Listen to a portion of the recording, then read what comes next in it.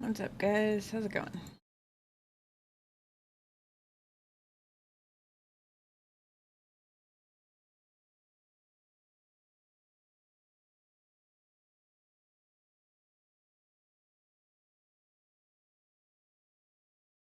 No more unnecessary tasks here.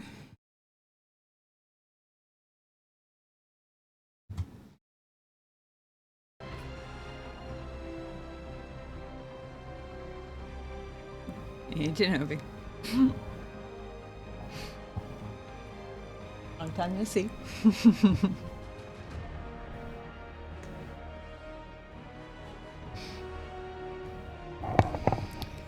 We have all the companion quests to do today.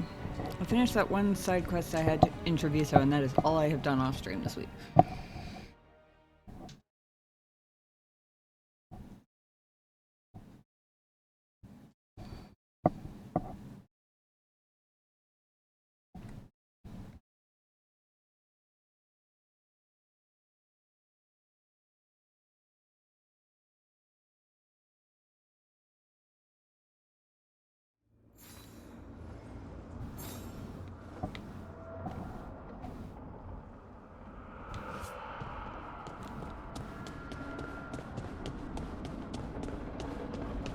Let's see.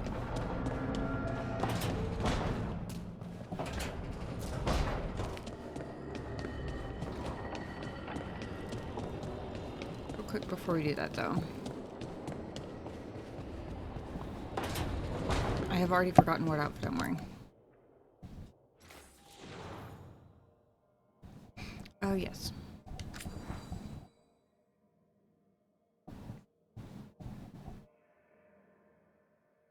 I feel like we need a new outfit of the day.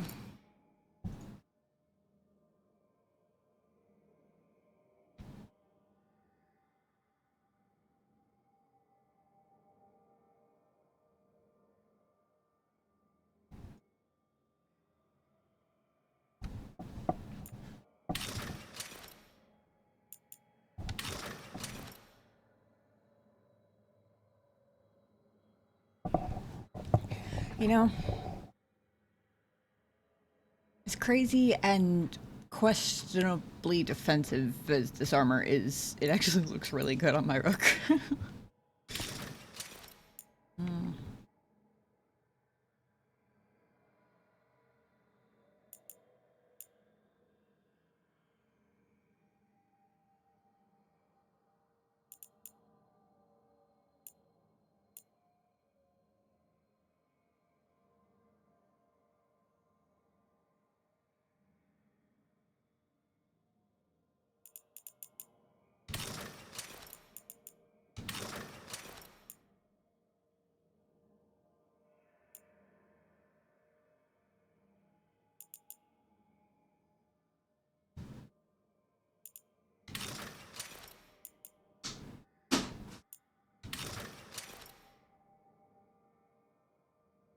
We're not even going anywhere remotely tropical, but I kind of...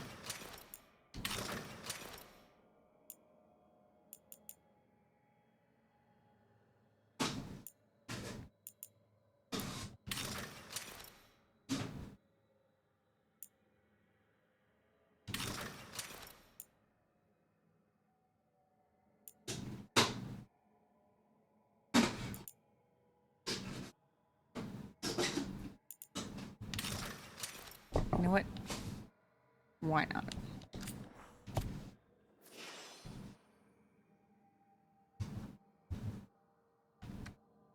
Actually, I'm kind of curious what this hat looks like with it. Oh yeah, I keep forgetting that they add like the... I don't know what you'd call it, but it reminds me of like the old like biplane pilots' helmets underneath even what looks like a pirate hat. It's sort of a weird combination to me. But it seems to be under all of them, which is part of why I haven't been wearing a hat this entire game so far.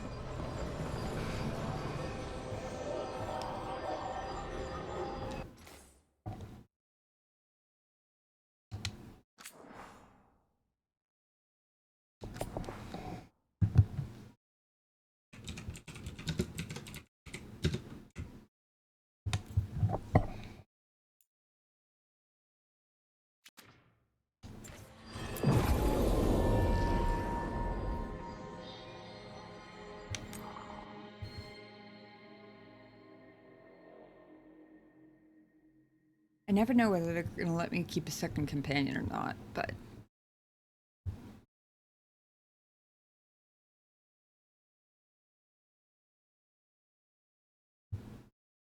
Hello? Oh, wait, did I hit the wrong button? I guess I hit the wrong button. Because I definitely thought I hit the... Well, that makes sense why it took so long to load. I thought I hit the thingy that... like, select companions, but...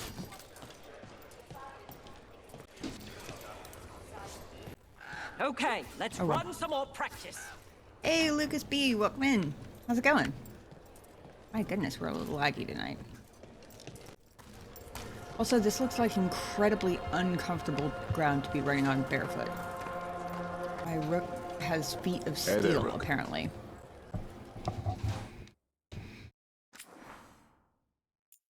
Good, thanks. Just getting ready to knock out a whole bunch of these companion quests. I've got like 6 of them to do. Depending on how long they take. Maybe or maybe not all tonight. Oh, thank you. I just switched to this armor. Not gonna lie, the practical part of my brain is a little bit like, yes, but how is this armor? But also it matches with the blue hair so well that I couldn't resist. Alright, let's... What else we can learn about this Gloom Howler?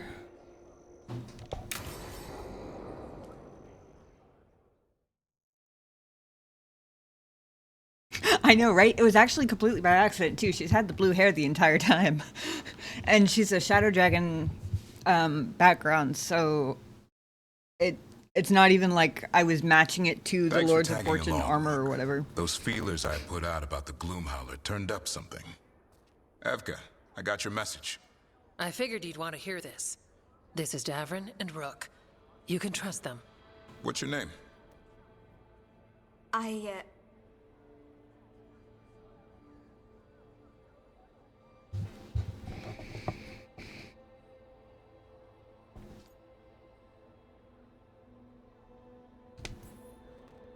You're in a town full of Grey Wardens. It's probably the safest place in the world right now.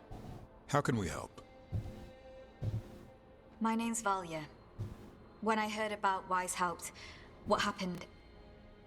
I once trained to be a Grey Warden, but I left before the joining. It's not for everyone. It wasn't that. It's...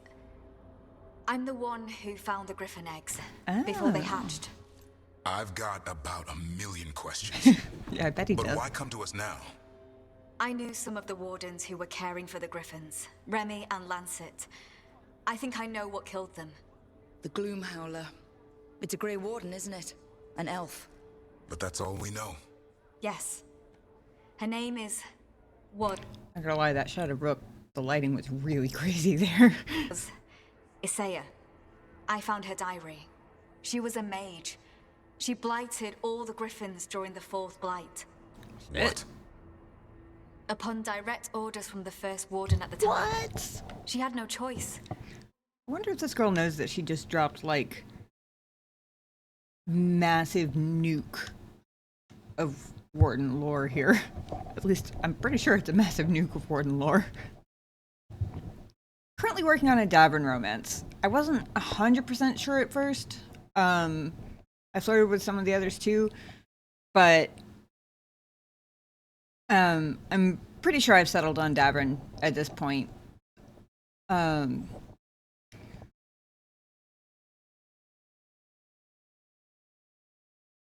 Which is kind of funny because it's the first time in a Dragon Age game I'm actually romancing a non-human, which I didn't even realize until just recently. Like, it was completely by accident. Because my Origins romance was Alistair. And then Dragon Age 2, I want to say I romanced Anders, I think. And then Dragon Age 3 was Cullen, specifically because I wanted to romance him with a mage, because I thought that would be kind of funny. Not gonna lie, romancing him with a mage ended up being really quite satisfying. This was centuries ago. You did Davern on your first playthrough as well? Nice.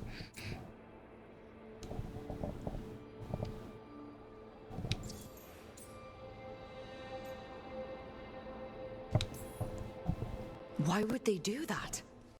In her diary, Isaiah said the Blight was going badly. The Wardens couldn't win. They turned to blood magic. Oh, see, Solus was my other consideration. In fact, I created a female elf mage in Inquisition specifically so that I could choose later. And I would still have Solus as an option. I almost went with Solus. I don't remember... Oh, yes, I do. I didn't because... Like... So I've played through all of the games as my first playthrough on stream, and I've only done one complete playthrough of each of them so far. And all of my chatters and everything were really good about like not giving spoilers or anything, but I was warned in as non-spoilery a fashion as possible that that romancing Solus would be a sad ending, and I didn't want to force myself into a sad ending on my first playthrough because I'm not gonna lie, I'm a sucker for a happy ending. So, I'm pretty sure that was the majority of the reason I ended up going with Cullen instead. I'm still planning on eventually going back and playing through just to try the Solus romance though, because it definitely sounds like a really cool one. The Griffins fought harder, longer. I see where this is going. Isaiah didn't want to do it, but orders were orders. It won the war. But then... The Griffins became rabid. They turned against the Wardens. So then the first warden turned against them. He ordered them all destroyed. That's why they're extinct. Damn.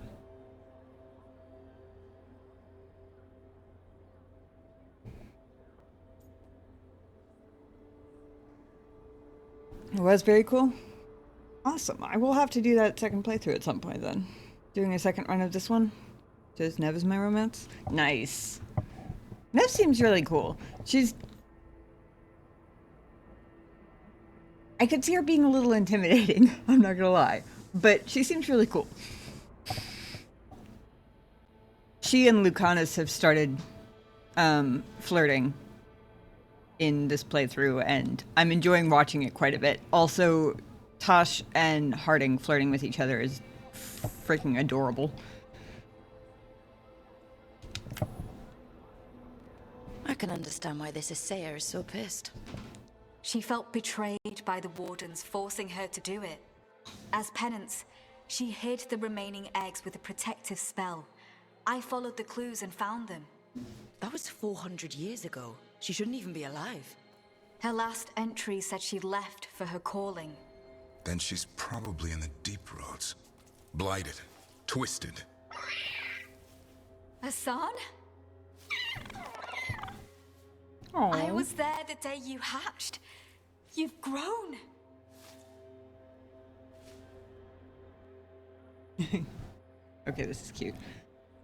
Love Lucanus and Ness relationship. Yeah, it's very sweet. At least so far. They only just started flirting, like, last time I played, I think, or the time before that.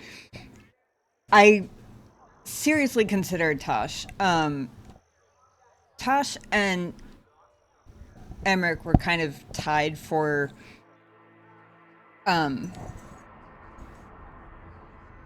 alternate contenders before I settled on Davern for this playthrough. I didn't think I was gonna be as interested in an Emmerich romance, but he kind of surprised me. Like, personality-wise, he wasn't really what I was expecting, in a good way, I guess.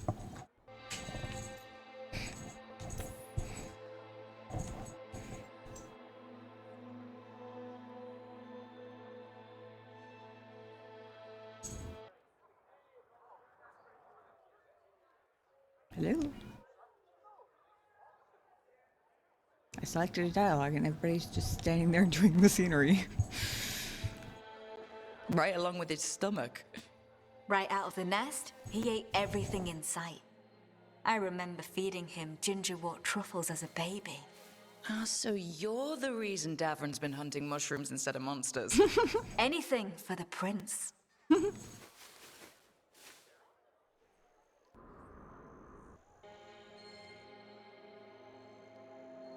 Whoa.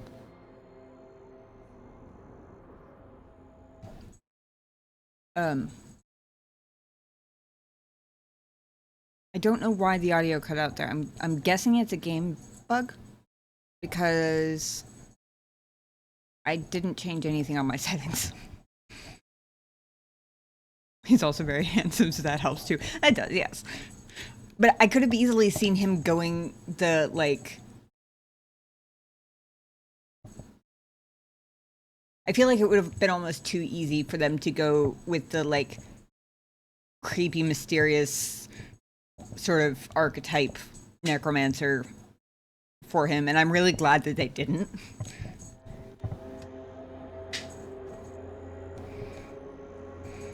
She says, please find his brothers and sisters, whatever it takes. We owe them so much.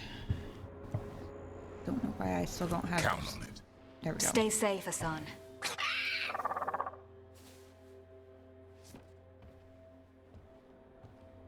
This is good information, but it still doesn't tell us where the Gloomhowler is.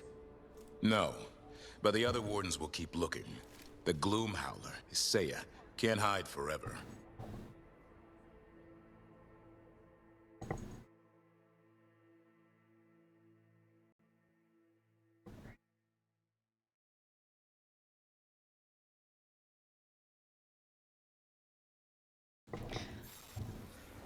Okay, well, that was quicker than I thought it was going to be. Is usually the restless time. But I'm getting. Hey, thanks for the follow. Appreciate that.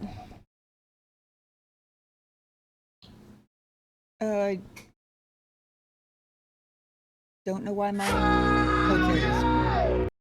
There it is. My computer has been struggling with streaming and playing the game, so it was just a little bit laggy on the audio there. I keep going back and forth between whether I really like the companion banter or whether it's a little bit too predictable and, like... trying to think of the right word to describe it. Like, predictable, shallow, obvious. Like, some of the conversations are really like... okay, you're not really doing much to make these people seem multidimensional, like, at all. But then others are actually, like, really fun and interesting. Like, I don't know if you've run into...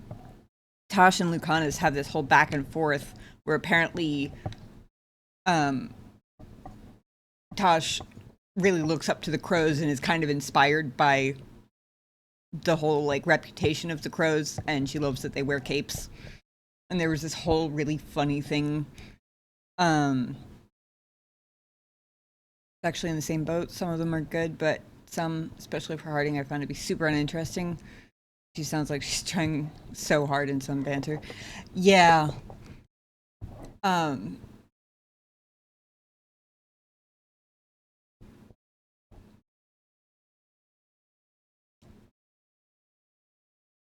There was one period of time, I think I was running around Minrathous, He'll stick around while they. and I had Tosh and Lucanus with me, and he was basically trying to teach her how to, like, have the swagger of the crows. Like, basically how to be, like, intimidating through charm sort of thing. And she was not getting it at all. She was too fierce for it. But it kind of tied into, like, the battle too. Like, the very next time we were fighting someone, she tried out the line that he gave her to try in the battle, which was awesome. No, different one. He was...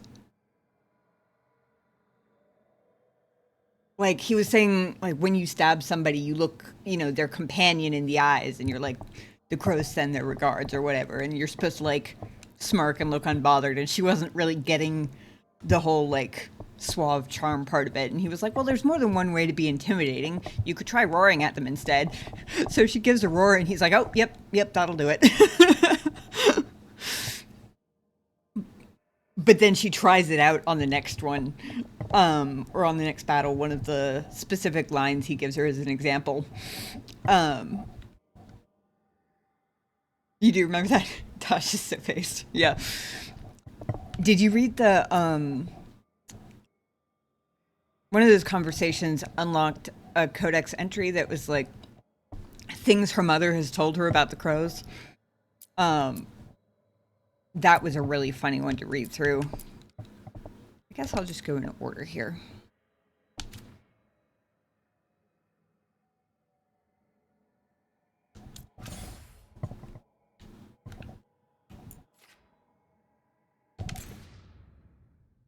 Injuries.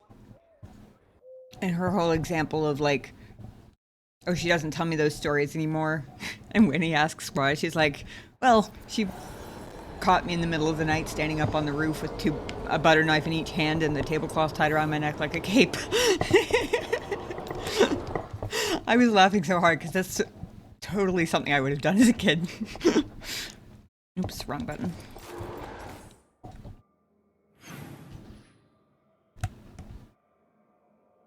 Oh, here, all the way down here.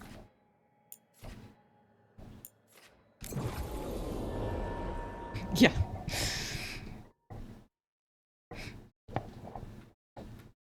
I'm really curious now if it's all Kunari parents or just Tasha's, who basically used the Antivan crows as like the boogeymen to get their children to behave. Because it's written as like, this is why Kunari children have to stay in bed, for example, or whatever. And I really want to know if that's a general Kunari thing or if it was just Tasha's mom who used them as her personal mom backup boogeyman sort of thing.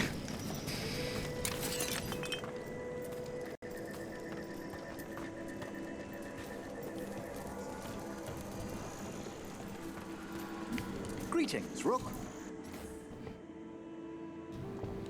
Beloved's home.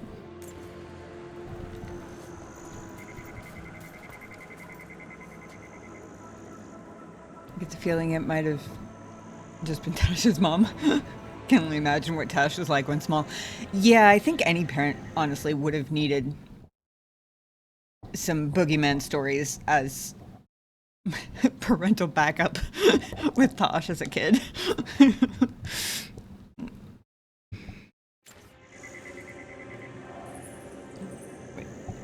Ah, I hit the wrong button again.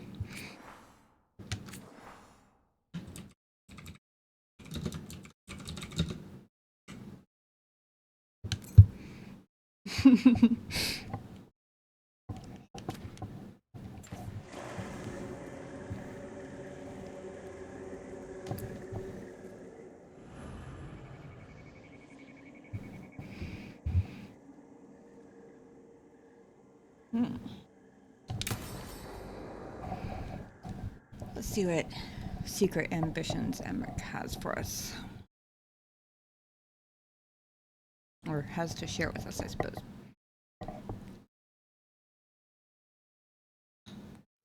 Now, what do you have to say for yourself?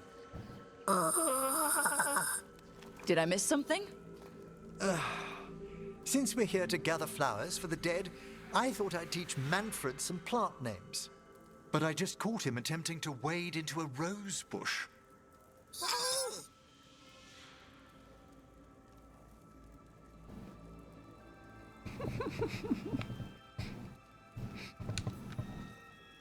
Emmerich, how could you stay annoyed at that face?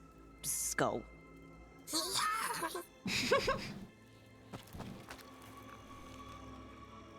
Oh, Manfred.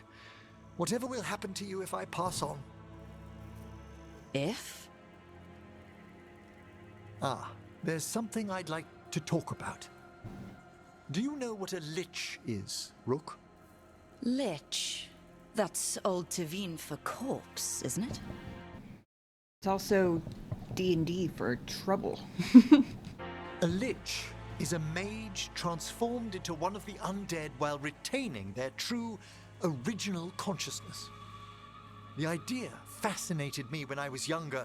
For years, I researched and experimented, spoke with spirits and mages. Then, eventually, I found them. Who? The Lich Lords of the Grand Necropolis. Necromancers before me who'd transformed themselves into true living dead. I'm very curious about... Because I'm pretty sure liches are naturally, like, presumed evil in the D&D world. I'm curious... They must not be that, like... What's the word I'm looking for?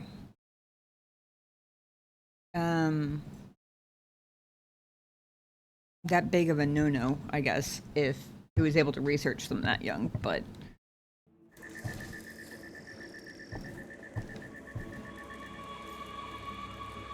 I mean...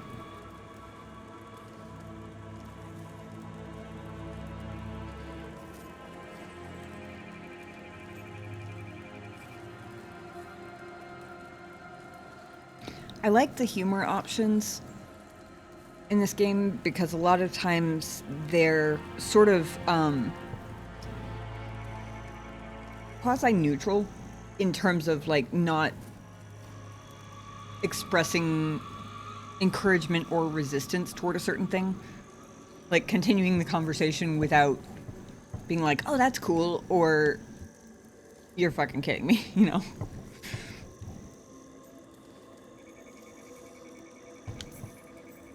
You're making this up, right?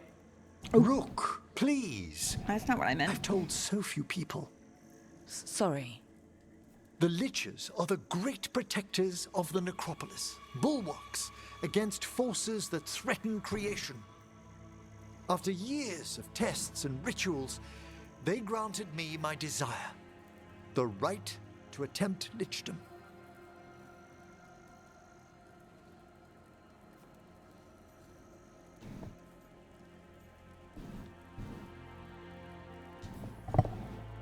Well, that's great for a necromancer, right?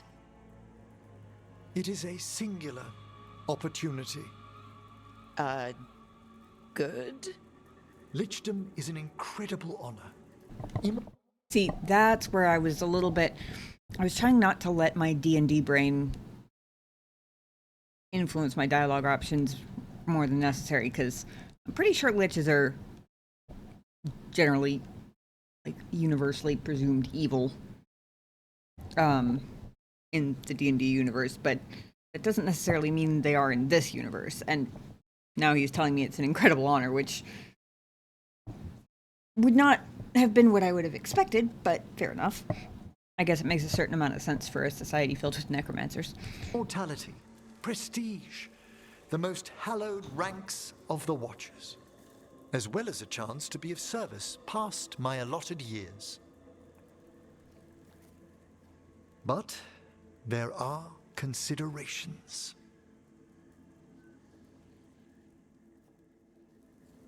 Come, we have flowers to gather for the dead. Okay, but I've got questions.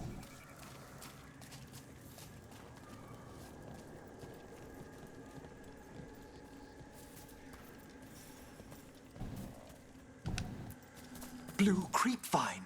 This will do nicely. Emmerich, aren't most undead just random spirits inside corpses? Liches are different. It wouldn't be a spirit acting in my name. My true consciousness would be housed in my departed flesh. How? The Order must keep some secrets. I mean, fair enough, I suppose. Moon blossoms, famed in verse and song. Smells like perfume. Do liches have a sense of smell? I've been told that while some of my senses will dull, others will become available. Other than that, I can't say if the flowers would still hold their bloom for me. Lichdom serves a purpose. There are dark things in creation, threats to both our world and the Fade. The Liches of the Necropolis have the insight and the abilities to oppose them. And you're joining them when? Certain elements have held me back. There's no ready instructions for Lichdom. The steps must be discovered on one's own over years to be fully understood. Does the spell to become a lich kill you, or do you have to... No, mercifully, that falls to another watcher. After my death, my soul will be drawn back into my body instead of moving on to whatever lies beyond.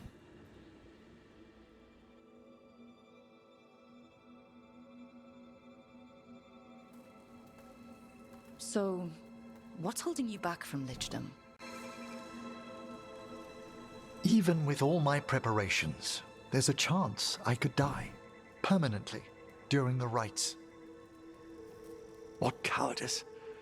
A promise of immortality, an end to all my fears, and the fight. That's interesting that the end to all of his fears basically forces him to face that fear sooner. Makes a certain amount of sense, really. Final veil stays my hand.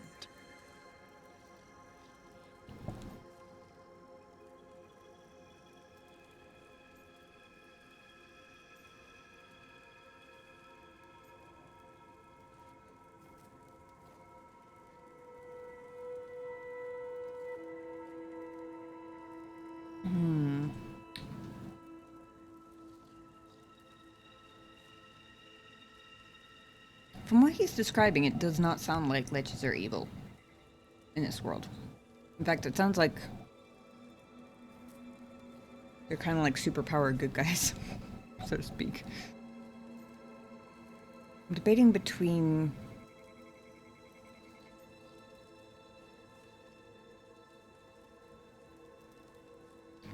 Part of why I'm hesitating is because I don't know where the dialogue for the fear of dying makes sense is going. Because it does. But what I want is a combination of the two. Like, it makes sense that you're afraid of this, but also you want something big, you usually have to take risks, sort of thing.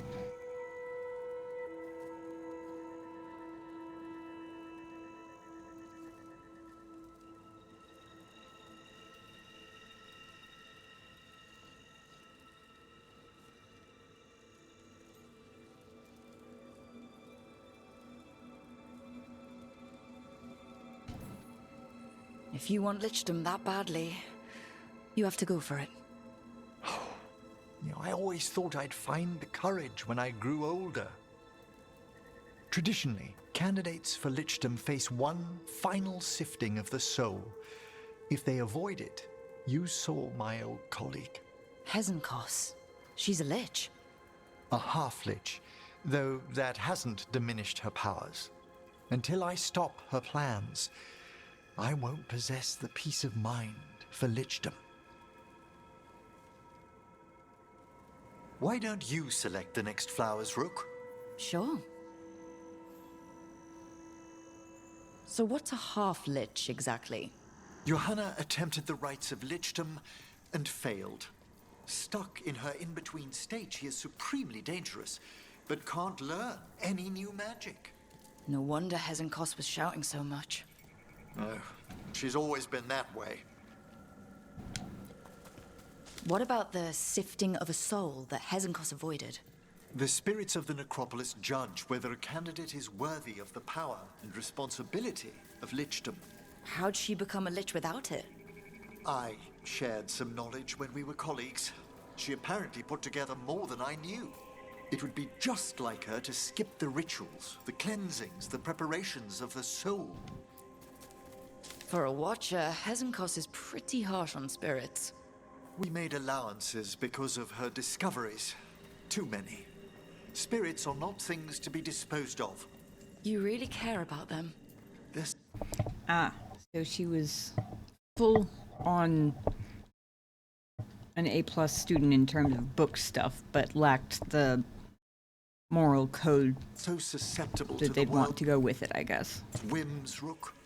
Some spirits are dangerous, but how quickly most respond to a bit of kindness or care or simple attempt to understand.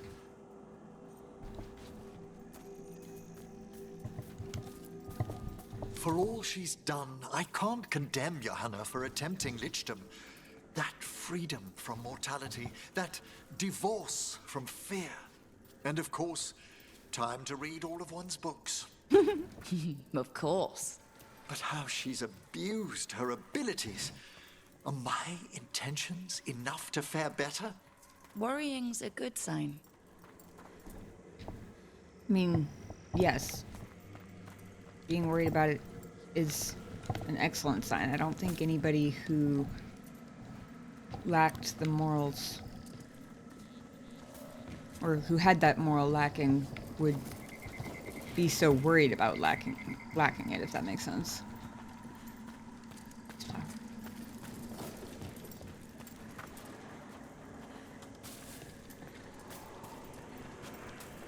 Like, I'd be willing to bet Johanna never actually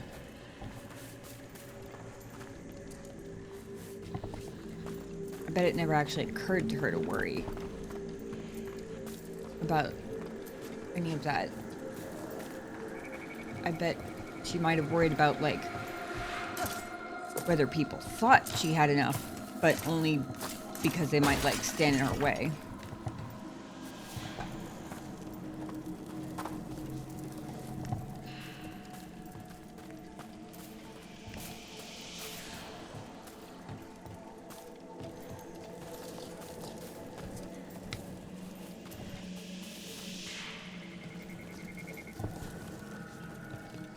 Goodness gracious. Oh, there we go. Jeez. We have enough flowers. There's something I'd like to show you.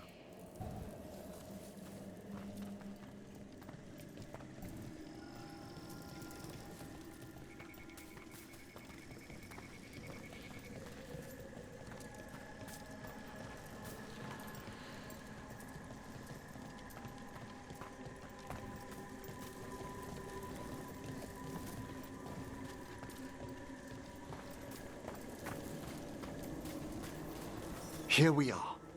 Oh, so these flowers are for... Yes. If you could place them on the graves, please. In memory of Rupert and Eleonora Volcarin, they walk eternity hand in hand. After I became a watcher, I erected a proper shrine to my parents. When I come to talk, I like to think they listen. Well, don't be shy. Introduce yourself.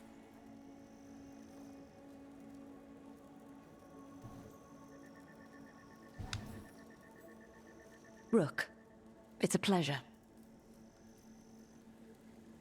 Do you remember your parents? Some memories are bright. Others are akin to those dim early morning dreams one gets sometimes. Lately, I wondered what they'd think of our current course, the choices ahead. Your lichdom? What would they have wanted me to be?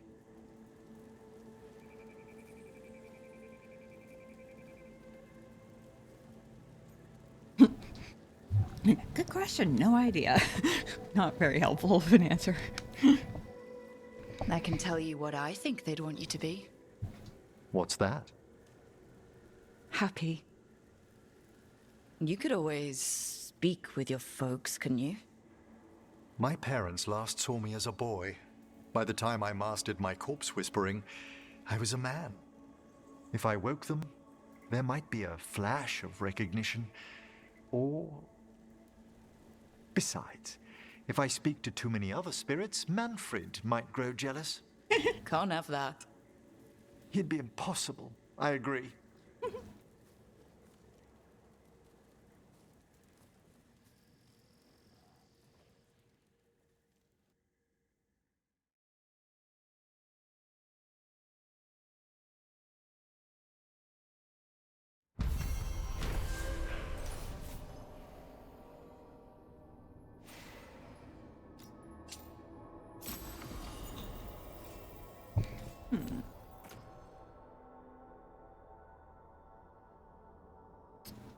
see.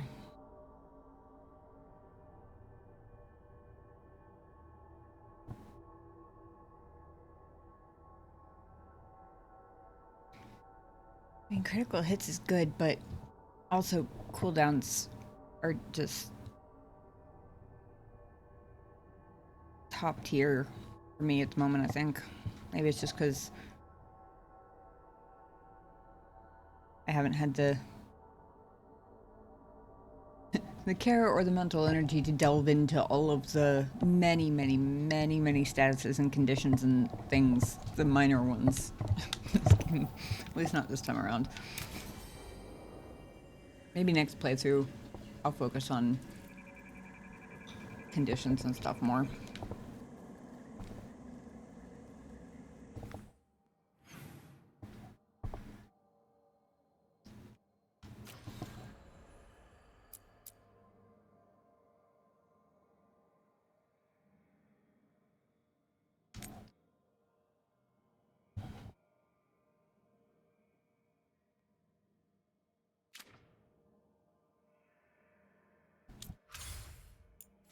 Back to the lighthouse first and make sure there's nothing new, because I've been going back after pretty much every individual thing,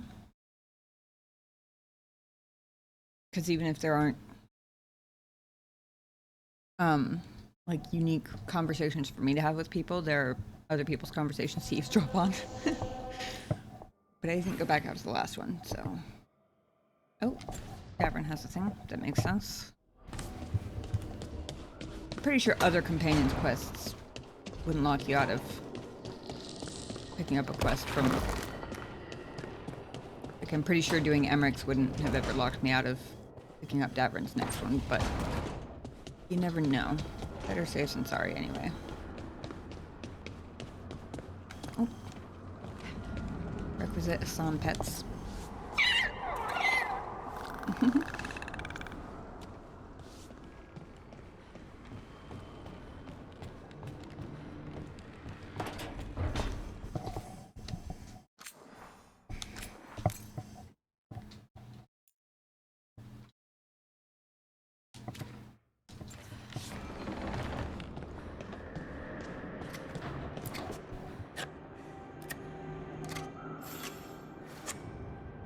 Hey, Rook.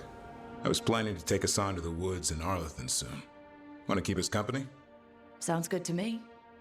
Hassan will be glad to hear it. Needs to stretch his wings. Asan will be glad to hear it, huh? Just Asan?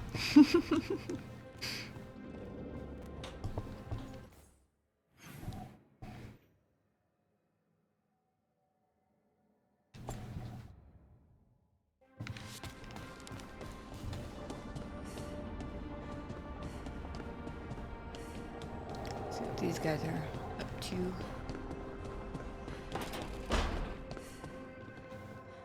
That thing you said about Gillenane, it jogged a memory. A warden claimed he found his way under a mountain, saw a pool that merged creatures into new, terrible forms. Right, that matches some of the legends. They say she healed people in those pools. That warden, his story, it could have been demons or just nightmares of a bad time, but now I wonder. Well, we haven't found one yet, so let's hope we never do.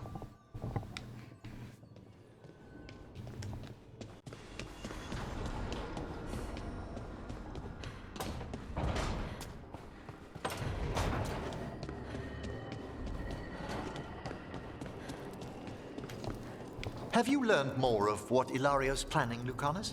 Not yet. He's hidden it well. Katarina would be proud. But Ilario had her killed. We're assassins. She'd be proud of that too.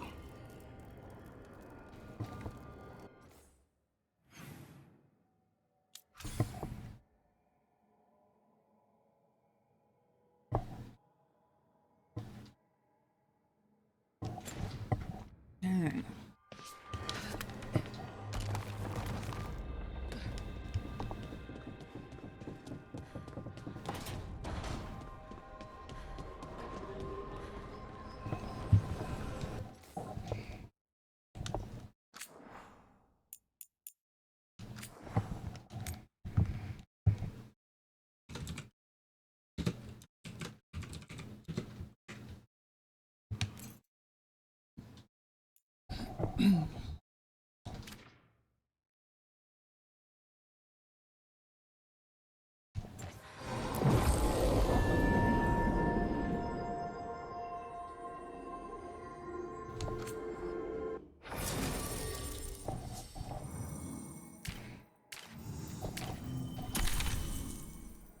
Alright, who are we bringing with her?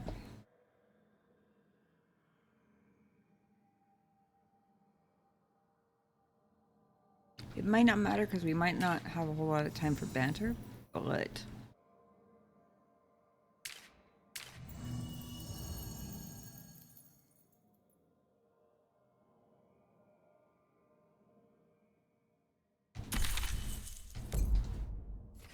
I don't think I've taken the two of them out at the same time before.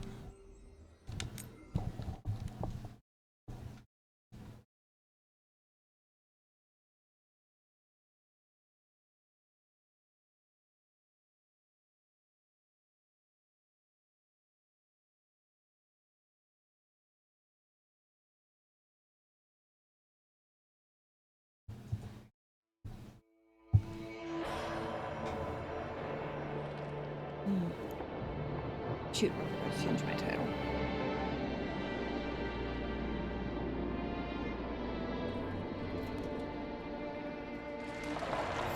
The missing dwarves started their patrol here. If we retrace their steps, we'll figure out what happened to them. I hope.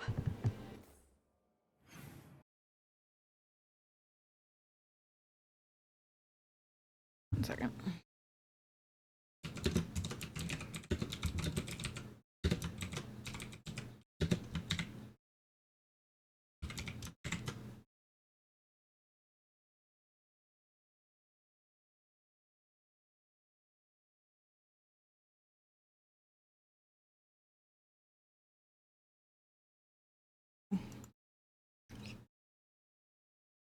I have been trying to keep my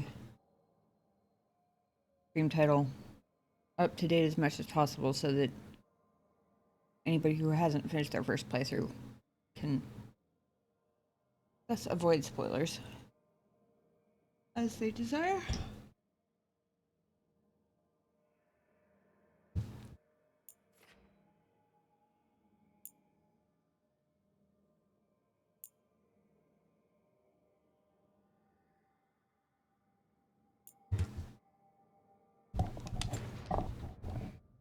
This way, and be on your guard.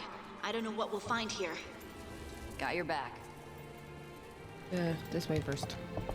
Is there shiny things over here to collect?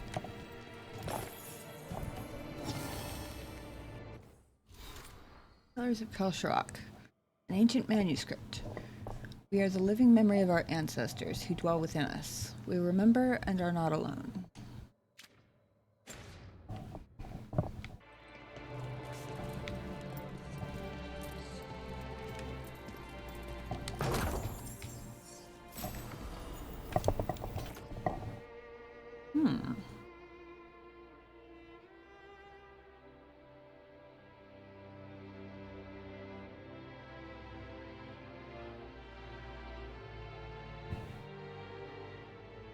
I think I only have one area ability.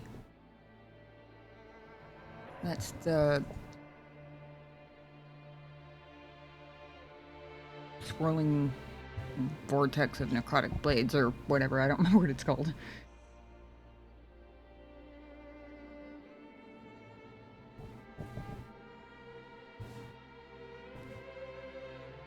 But I do use it fairly often.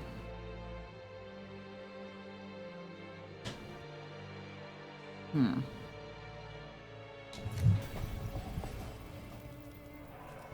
have to try and remember that I have that.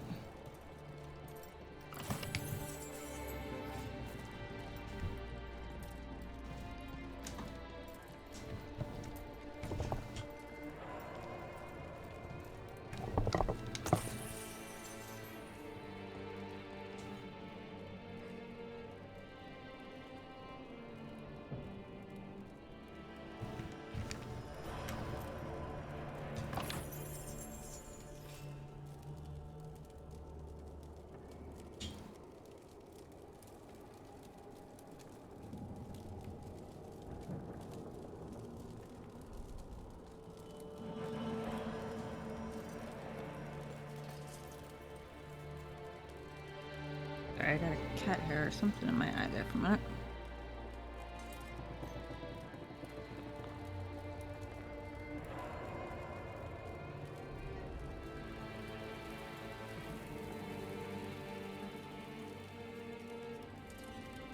I think I got it.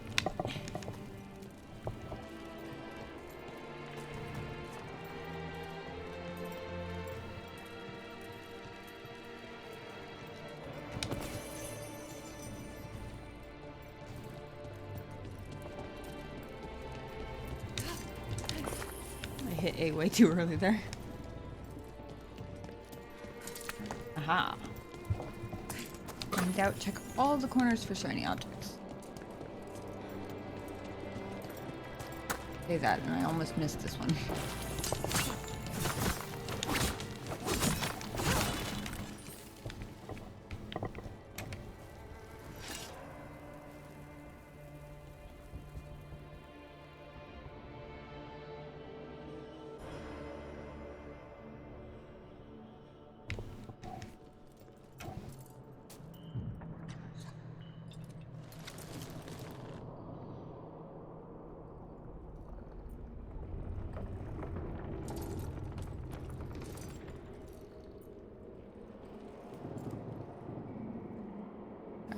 I didn't get it, but I had more than one.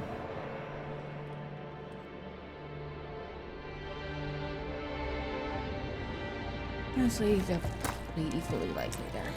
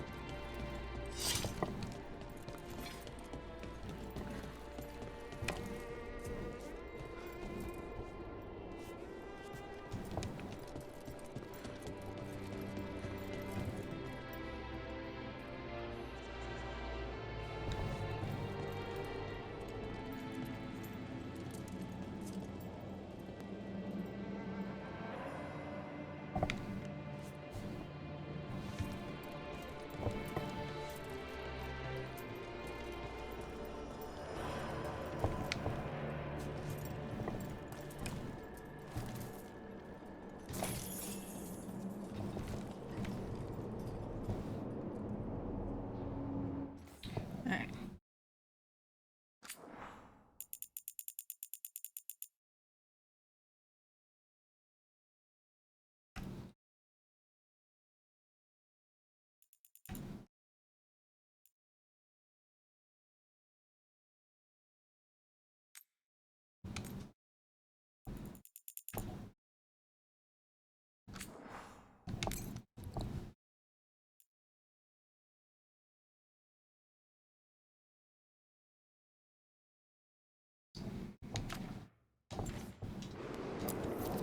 They were definitely here. This is good. We're headed in the right direction.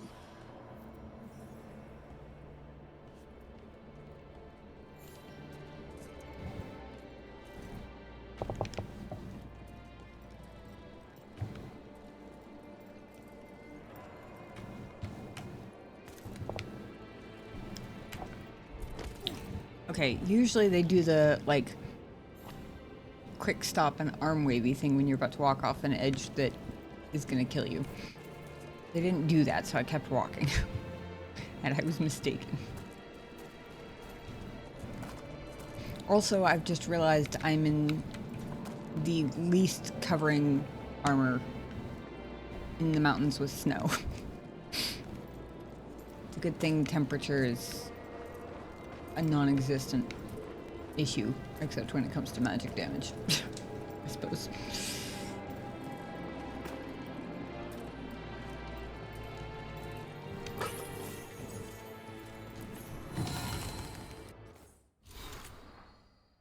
An amulet tarnished from age. A phrase in the archaic dwarven tongue is etched into the pitted metal.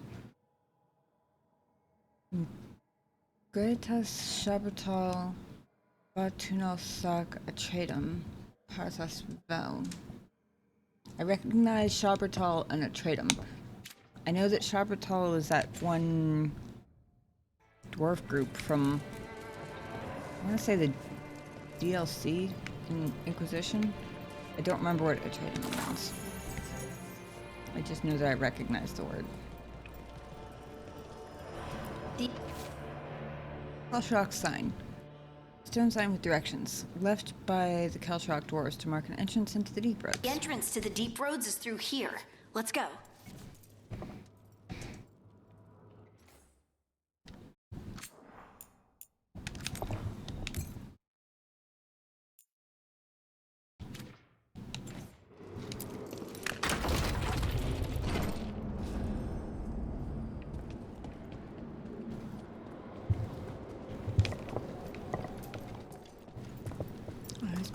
I think there's a passage back here.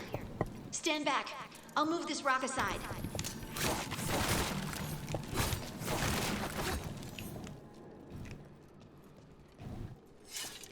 I will come and give you the commands in just a second, Harding. I gotta collect all the things.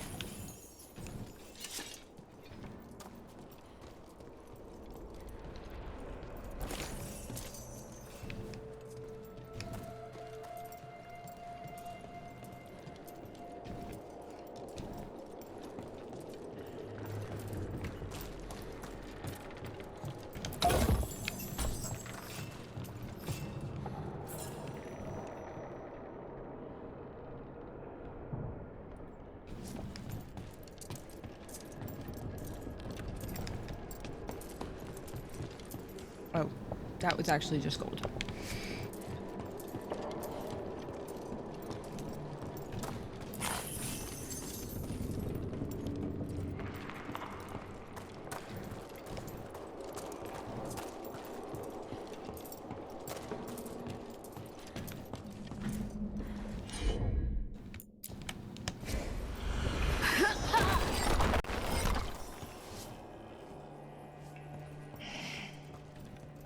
Dark. And it looks like the passage leads down. I mean, the sign did say deep roads. Not sure exactly what you expected there, but down would have been my guess.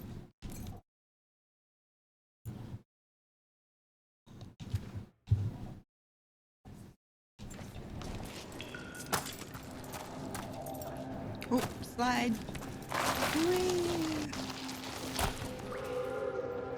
Pretty.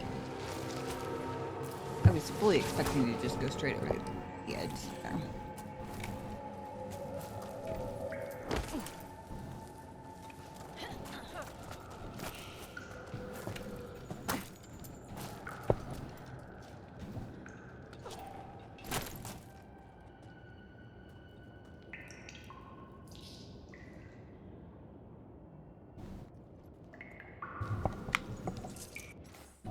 Hang on, I just realized I might have changed my accessories for the dragon fight and not changed them back.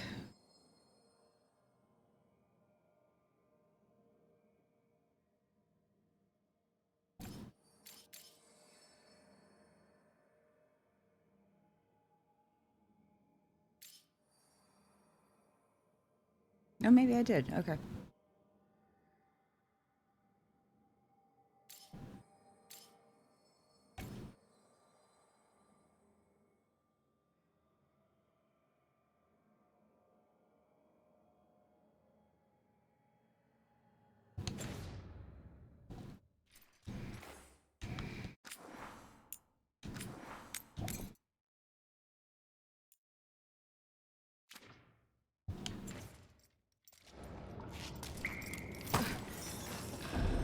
Undead? Why are there undead things here?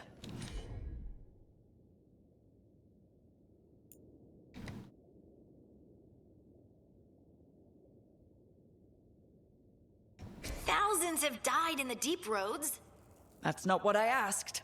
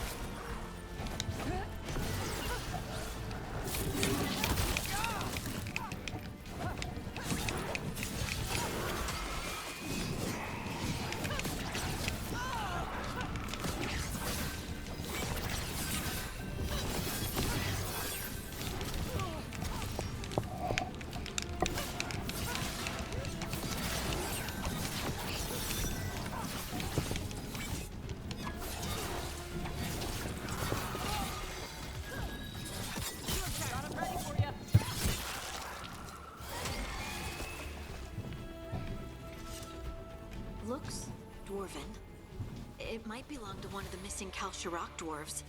Come on, let's try to find a way forward.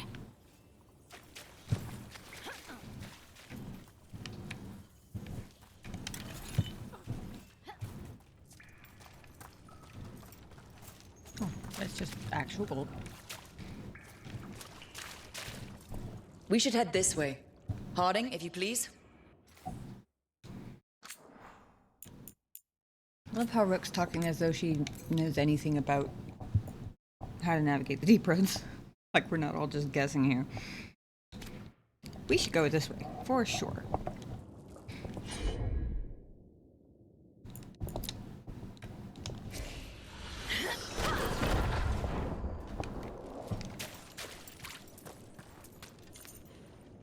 Whoa. This weirdness I'm looking at here. This rock, it feels... Rook, I think there's someone in there. This is so weird. It looks like there's an invisible layer, like there's a glass floor over top of this or something. Bizarre.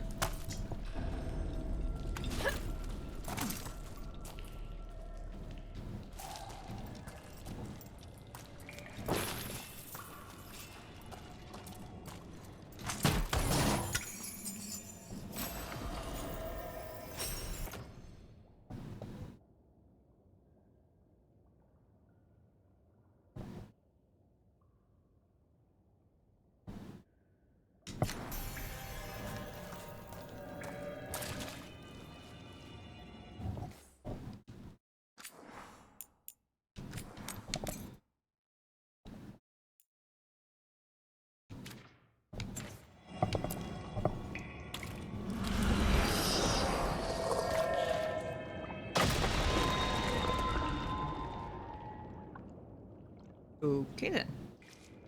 We've got you. You? It's you? Yes, it's me, Harding. But you were... no, it couldn't have been. Oh, my head.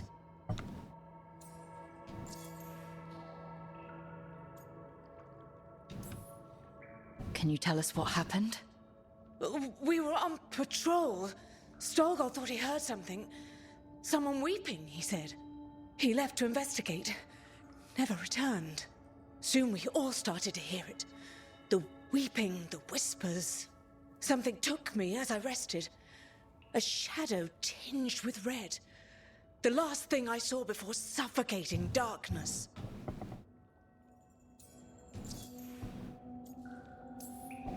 How did you survive in a rock? That's your question? Right now? I bet it's a dwarven thing. Children of the stone. Our philosophers may have an answer, but I do not. Just rest. You're no longer in danger. Something's still out there. But it's not after you anymore. I understand. May the ancestors be with you. We should keep going. I sense someone else close by. Be careful. Trust nothing you hear. Trust nothing you see. And thank you, Harding.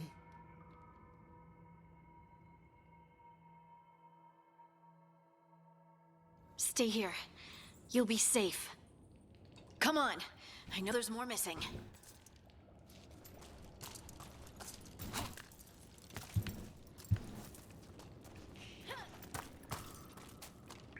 In with the weird sort of glassy floor.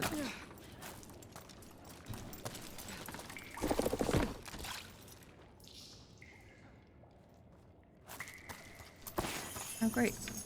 Skeletons. And a dead campfire right by where we're going to.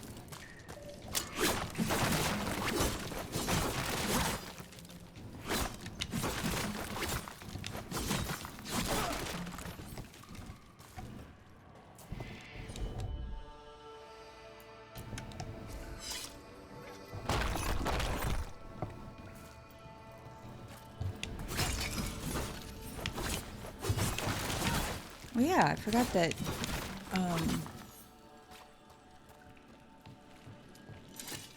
Parting lets me carry an extra potion where I've got her with me.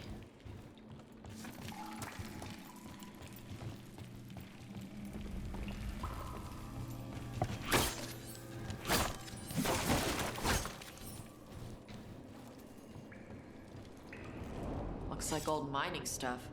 There's lyrium all through these rocks. I'm not surprised people tried to get at it. You don't say. I hadn't noticed any lyrium. Not like it's literally all over the place.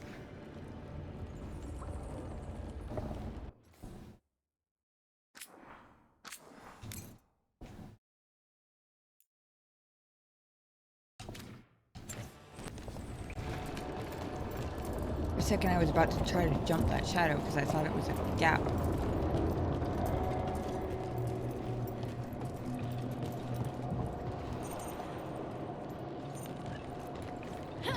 There must be another way to wrap around over there.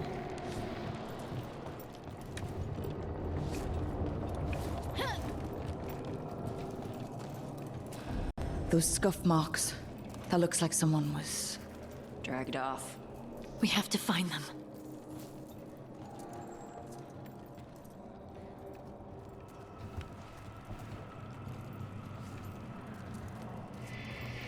Okay, the landscape is telling me business first, collecting things later.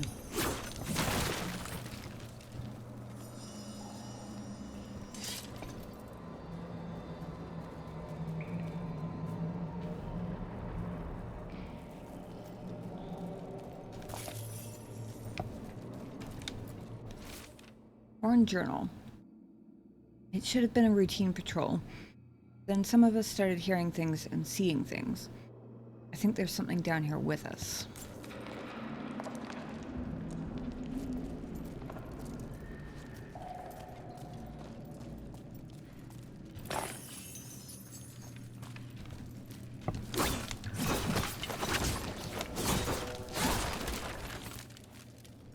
Mostly unnecessary.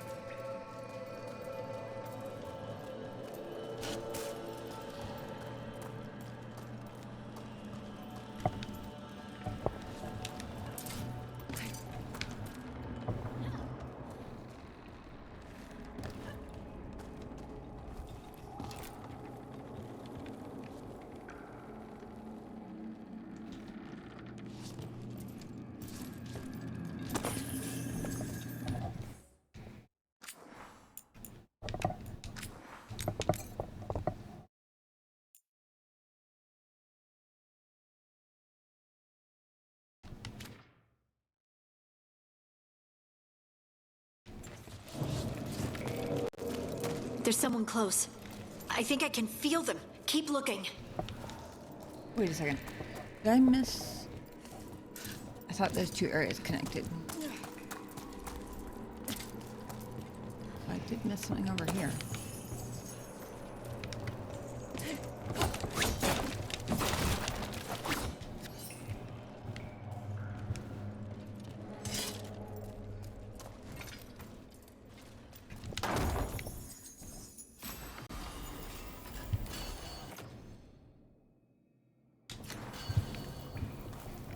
Okay, I did miss a little something, so I am glad I went back.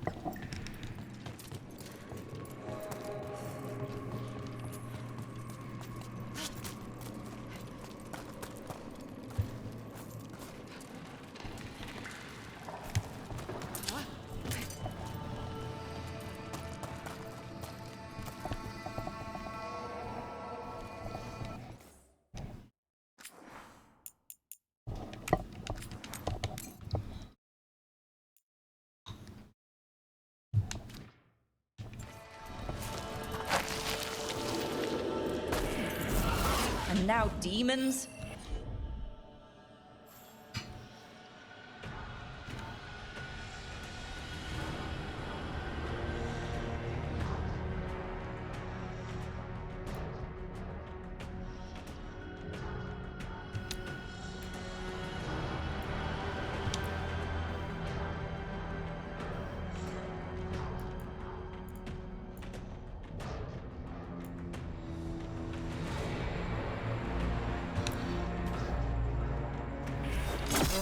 Demons.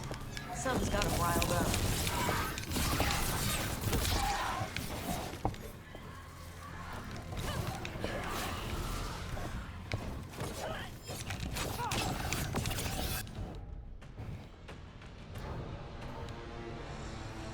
I'm gonna hold off on my, well, I was gonna say I'm gonna hold off my electric damage until Tosh could follow it up, but actually I'm almost at a second momentum point, so maybe I will go ahead.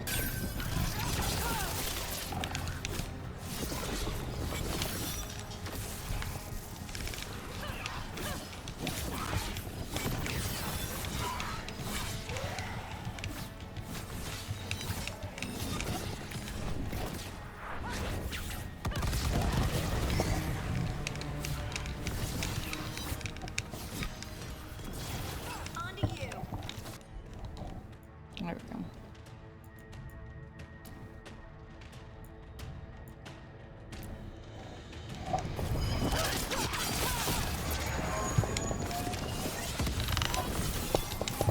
Whenever you're ready.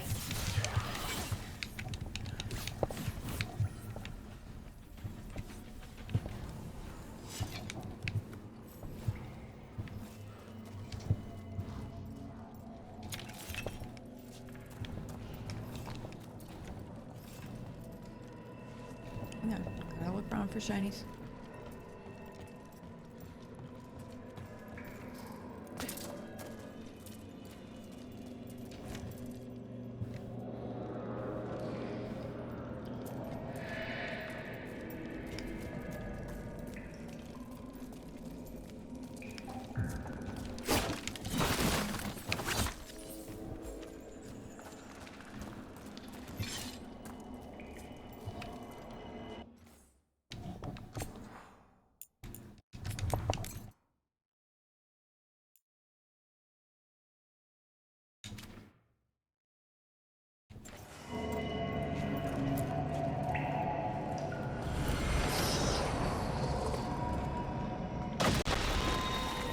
Stay here.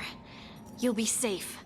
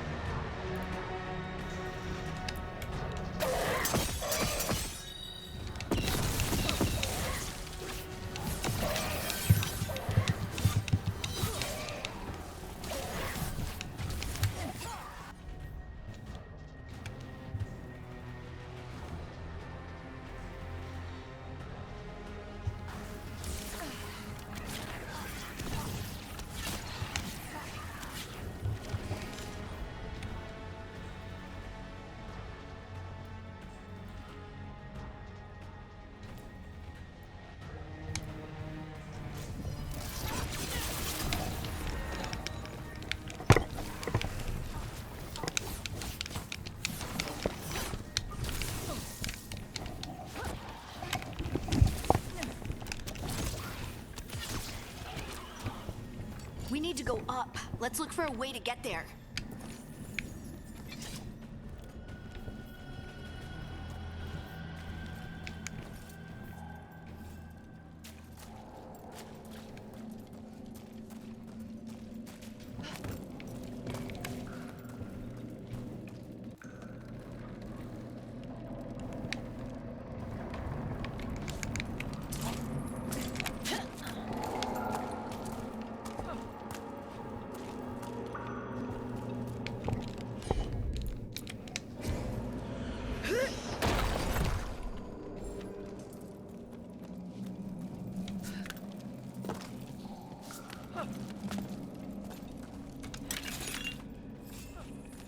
Dragonfire Catalyst. Ooh. That's a new one.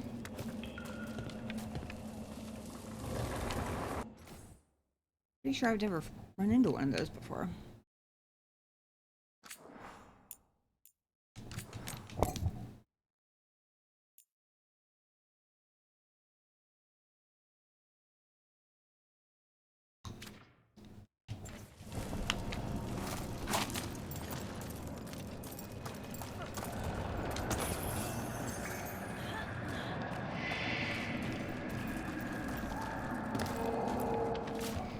Hand-drawn map. A hastily drawn map of the area's tunnels. Someone has scribbled Cora last seen here in the corner and drawn an arrow pointing to a nearby chamber. Conveniently handy of them.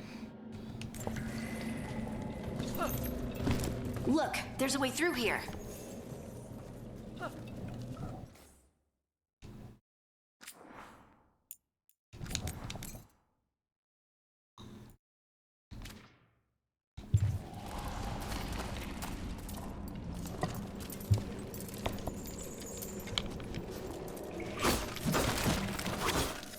Someone else is close by. Come on.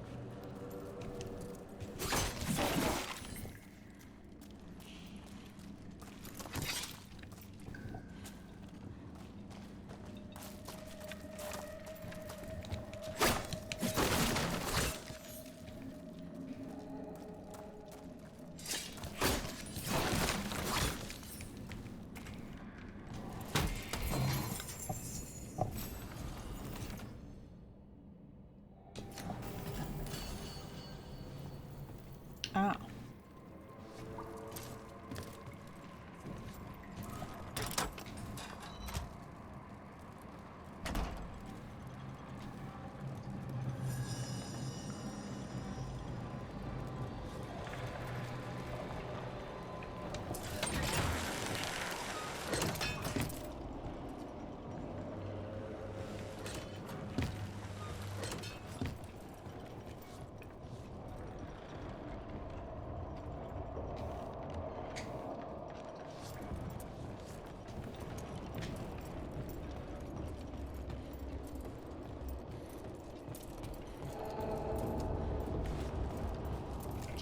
I was trying to figure out if this is where we actually came in.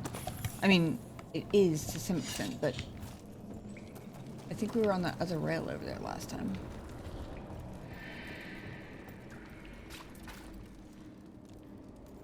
Oh, maybe not.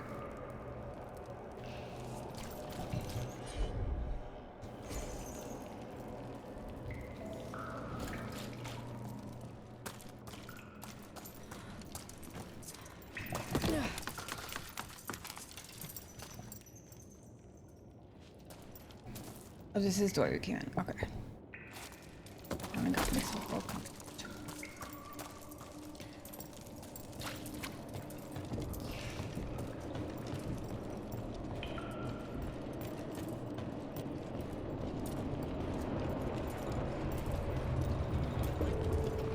Oh, yeah, okay.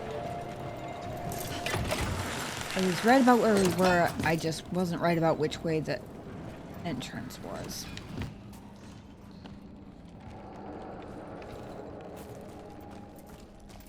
I can get back across here. It was barely jumpable as it was, but I didn't see another...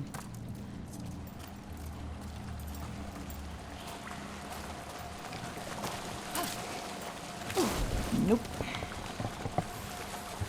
Or at least probably not.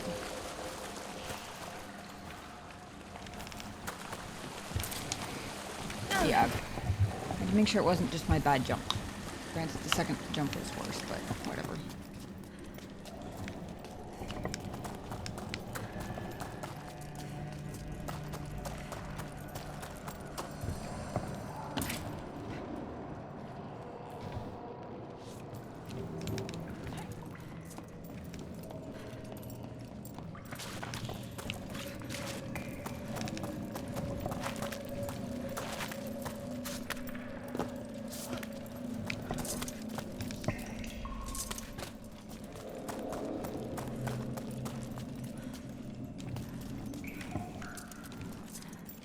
Didn't take nearly as long as I thought it was going to.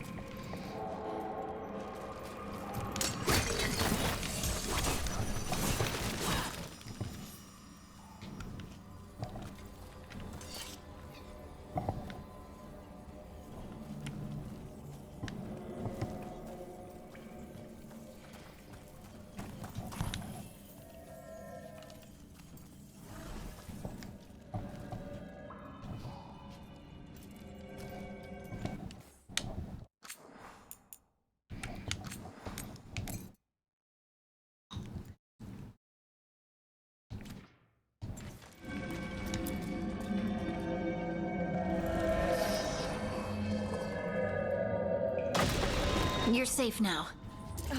Harding, what's happening? It means we're on the right track. Stay here. You'll be safe. On the right track is good. Not dying to a cave-in is also good.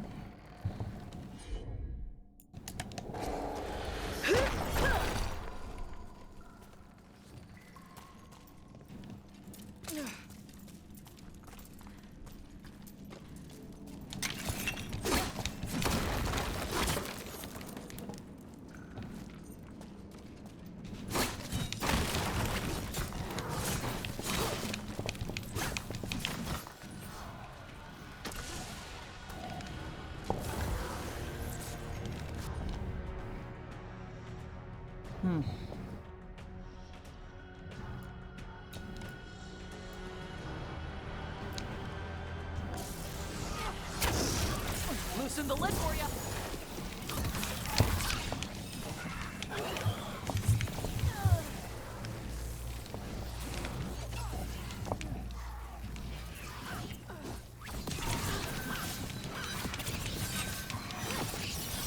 Oh, right off into the void.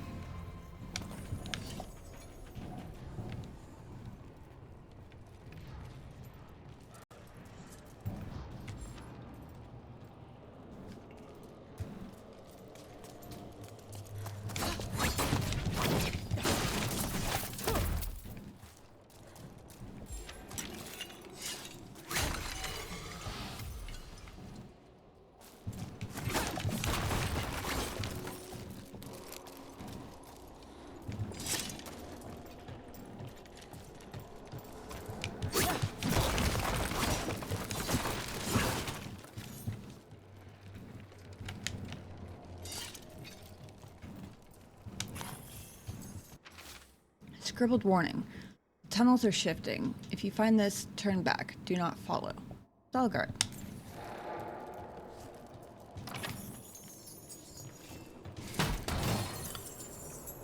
It's nice of him to leave a warning. Obviously, we're not going to be following it. Because of course not. that would require us to have that silly self-preservation stuff that heroes notoriously lack.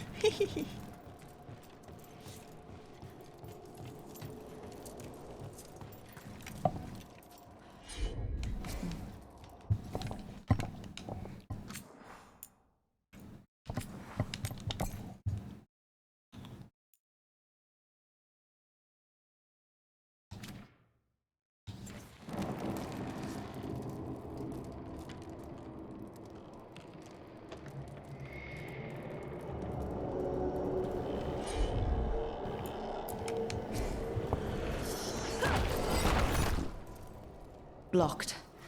Harding, can you... Didn't have to do the Thanks, trigger Harding. That wasn't me, Rook. I didn't move that. Oh. What do you mean? I don't know what to tell you.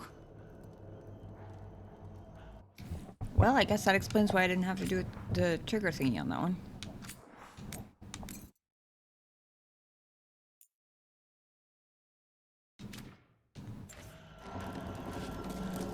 Kinda creepy though.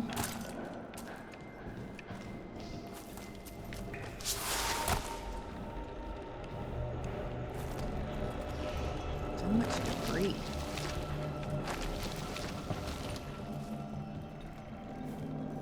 It's gonna be a slide. This feels like a slide.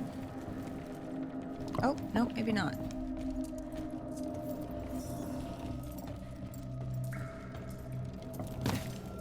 Something about the angles of all that was really trippy though.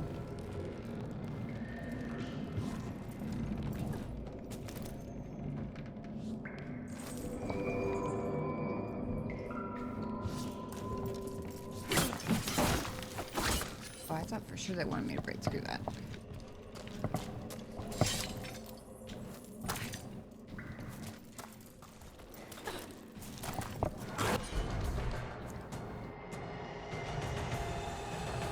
Whoa.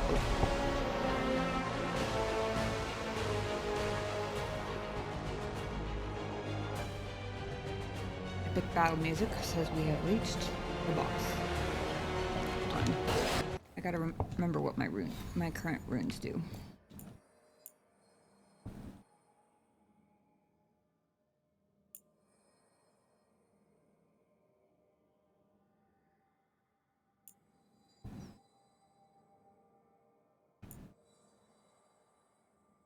I really ought to be using the escalate rune way more.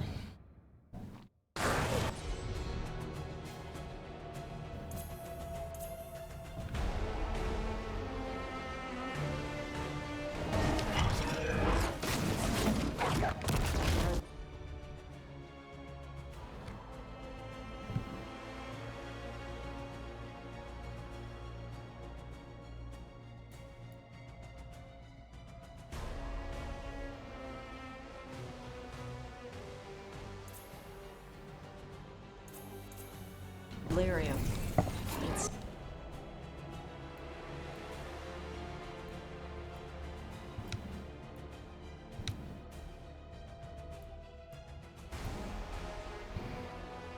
Smells.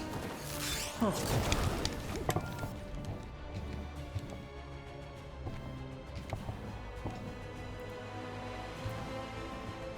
Different.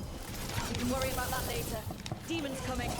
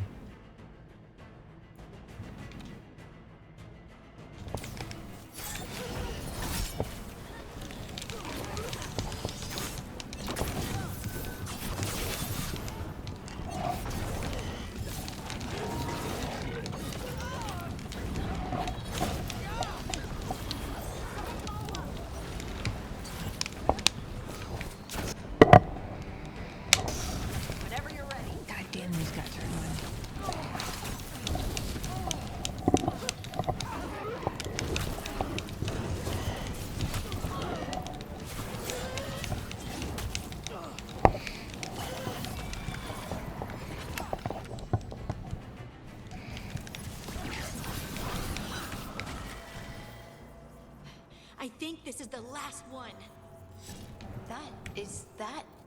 I think that's Veilguard.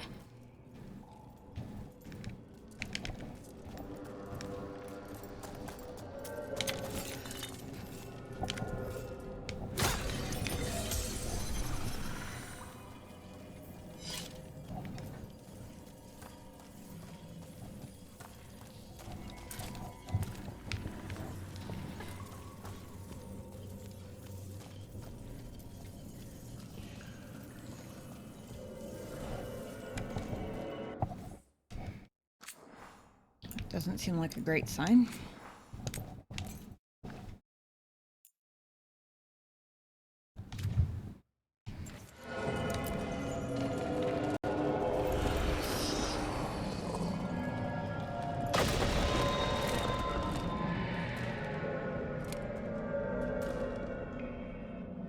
Lace Harding, you should not have come. You needed help.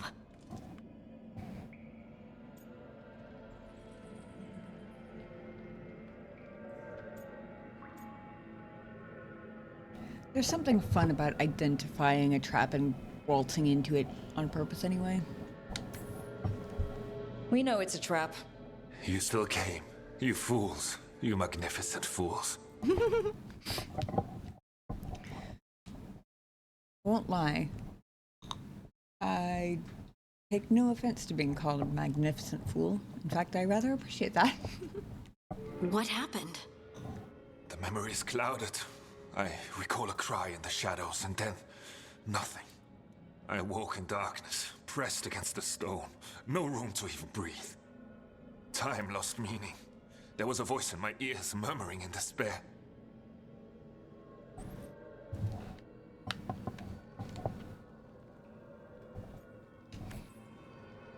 Did you recognize the voice? Who was it? A shade. A rot within the stone. And it's after me. The only way to stop it is to face it. Don't. It will consume you. You, mister, need to rest. I'll handle it. Farther in. That's where the Titan's heart is. That's where I have to go. That's where it ends. The Titan's heart?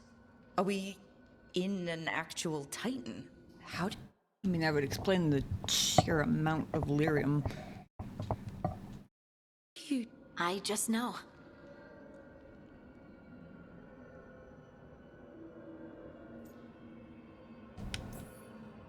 You seem far too relaxed for someone about to face something that wants to eat you.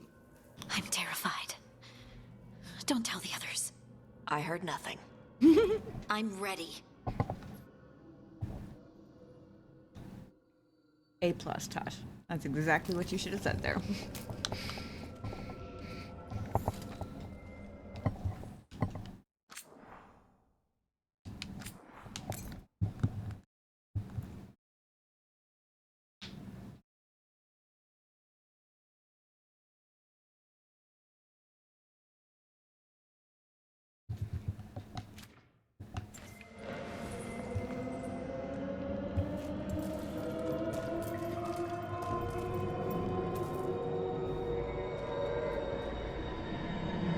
Titans get the blight? Is that what this red lyrium is?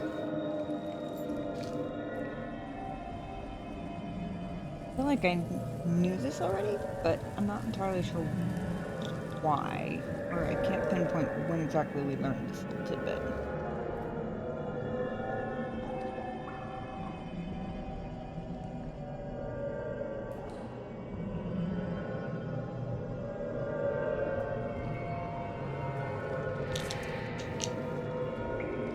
One second.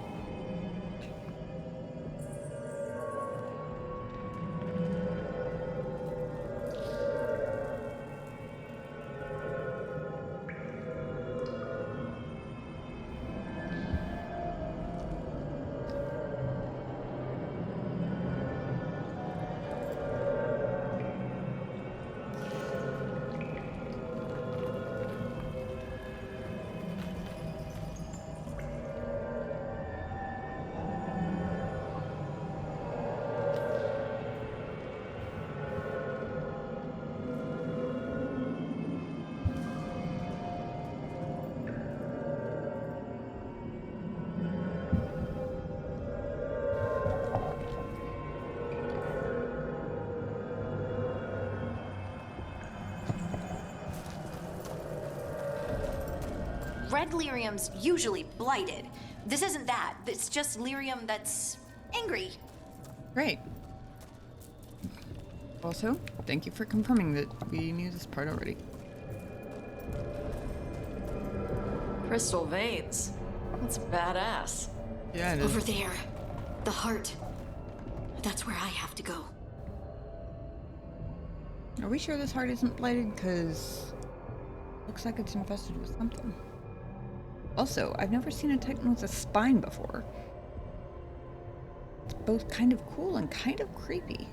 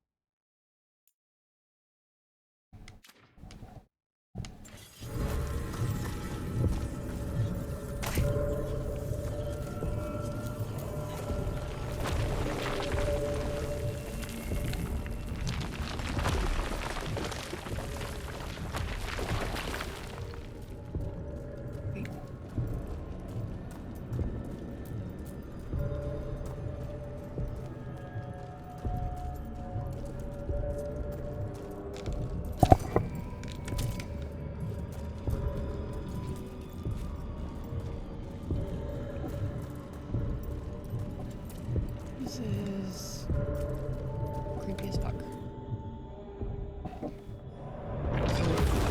Interesting. Oh shit, what? What? I don't understand.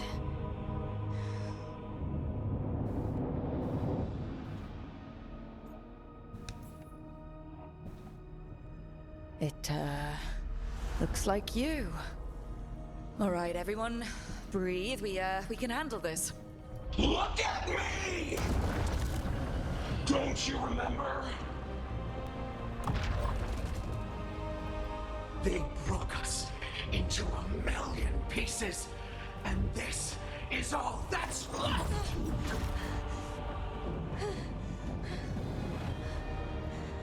Anger.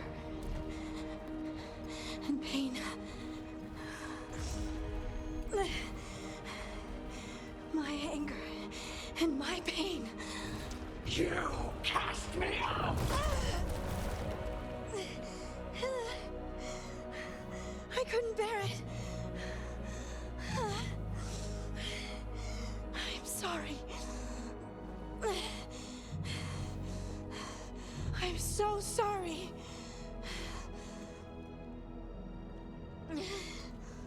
They built their world on the wreckage of us. Vengeance is all we have.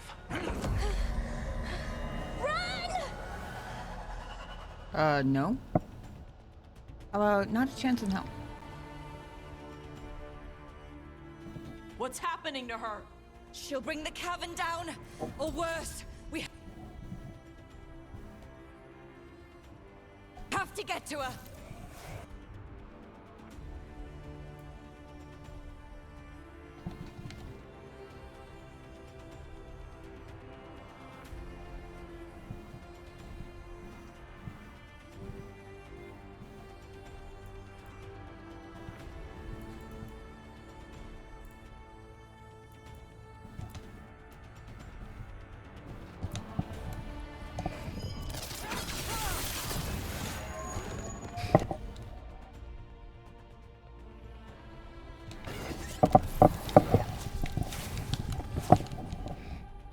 Trying to make sure I catch both of them in necrotic hurricane.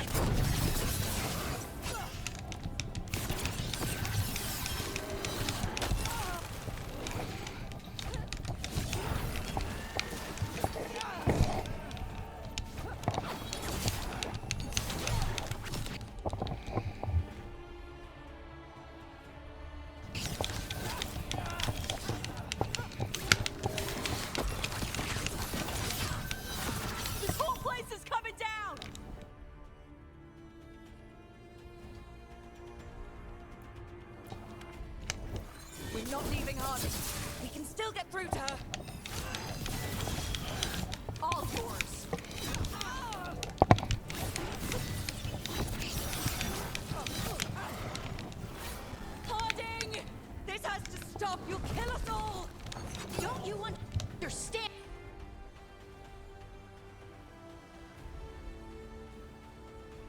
what they did?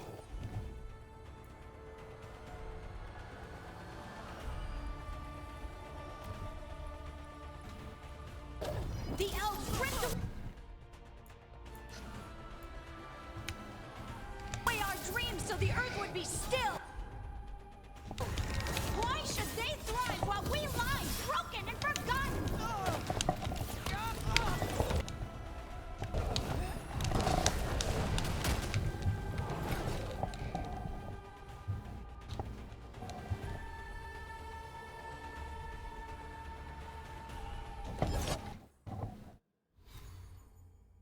I've already forgotten what to. Oh yeah.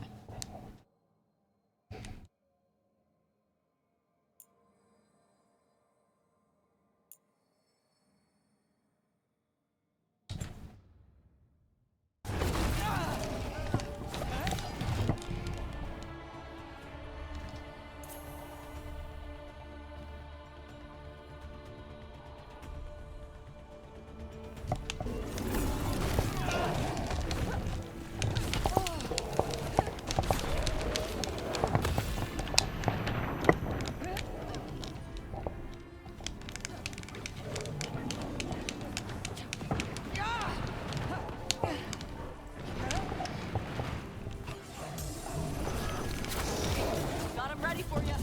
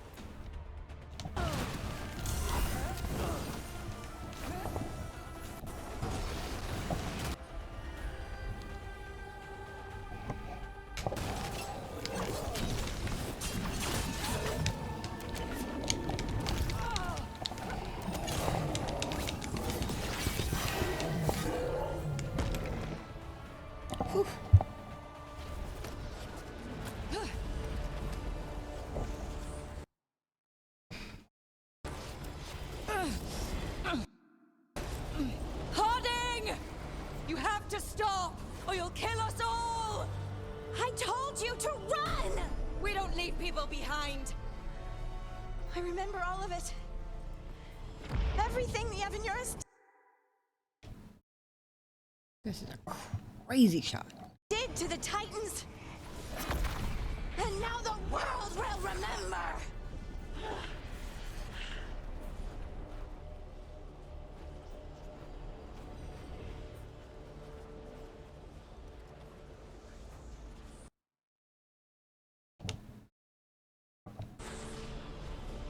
Why is Rook smiling?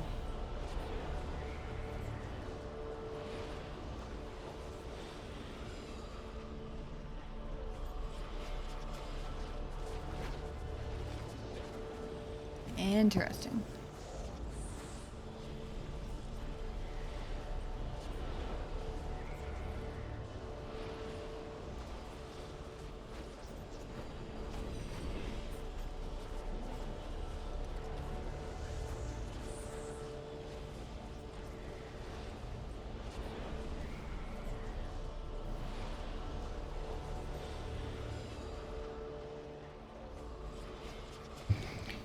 Oh, jeez. I'm guessing either one works and it just changes, like,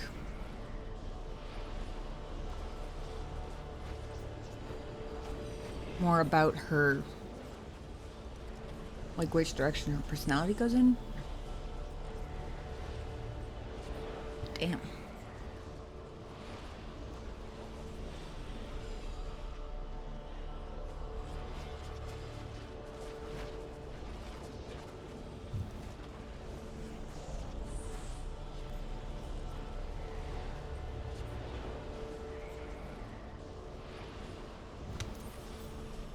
You're Lace Harding. You're more than this rage. You believe that the world is beautiful, that people are good. Hold on to it. Hold on matter who you are. You took everything from us. And you thought you won. But we're still here. We're different. But we're not gone. We will thrive in spite of you.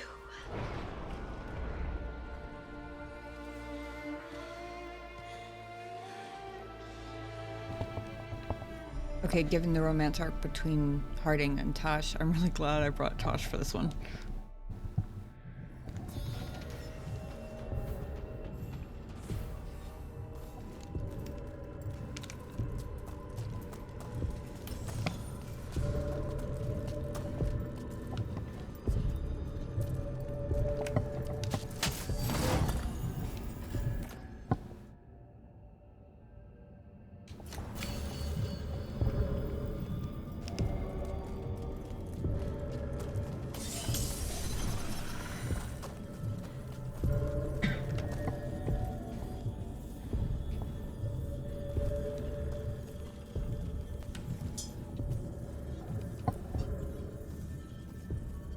That was intense.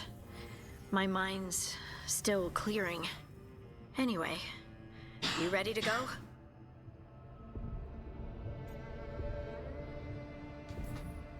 Let's get you home.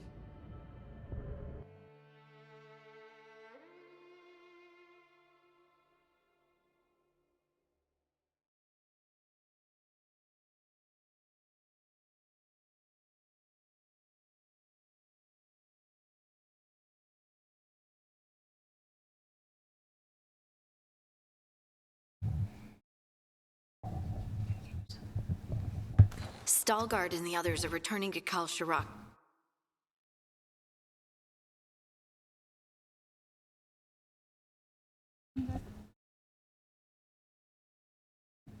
Thank you. To spread word of what happened. They'll need to be strong in the coming days. We all will.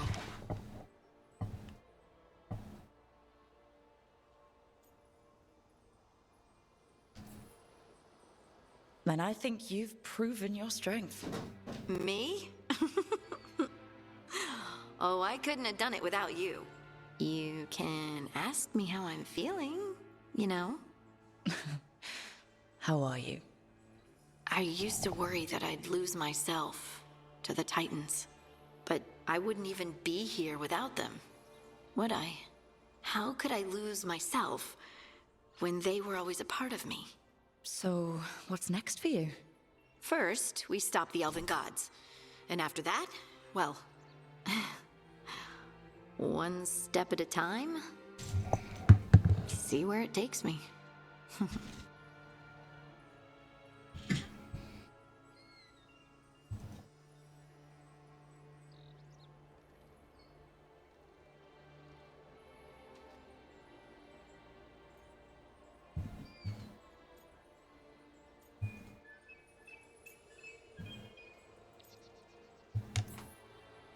Trust yourself. I do. You're just a bottomless well of support, aren't ya? I try. Oh, and I don't know if I said thank you, so thank you, Rook. I wouldn't be here without you.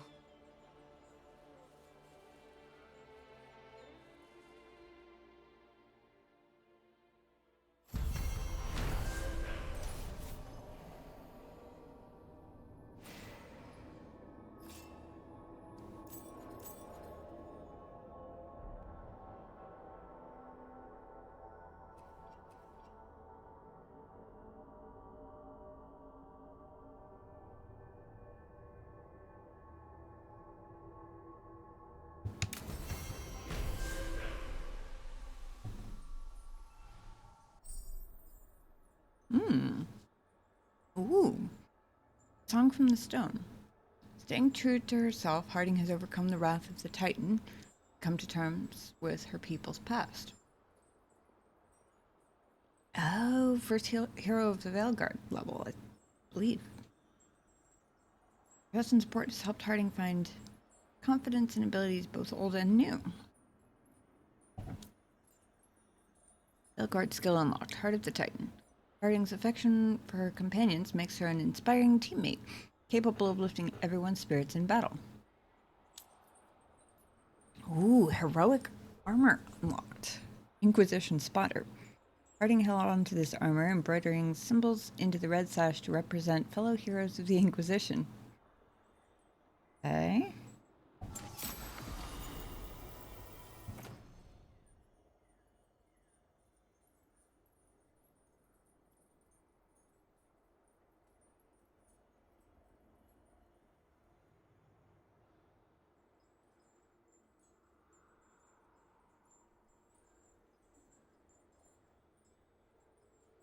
It says all detonations,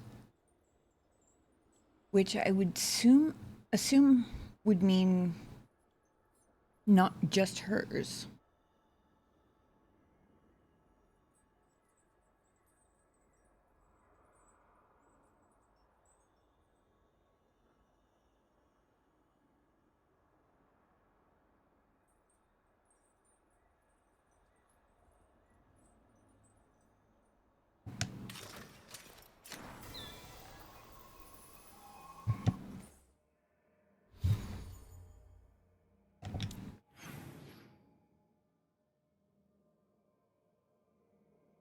Lots of people gossiping in the kitchen up there.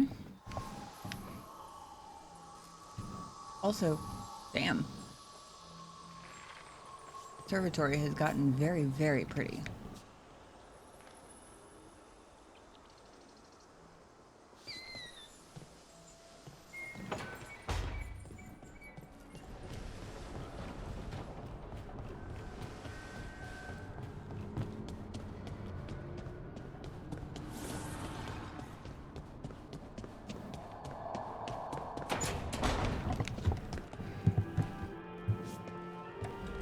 Your old necromancer friend, Hezenkas.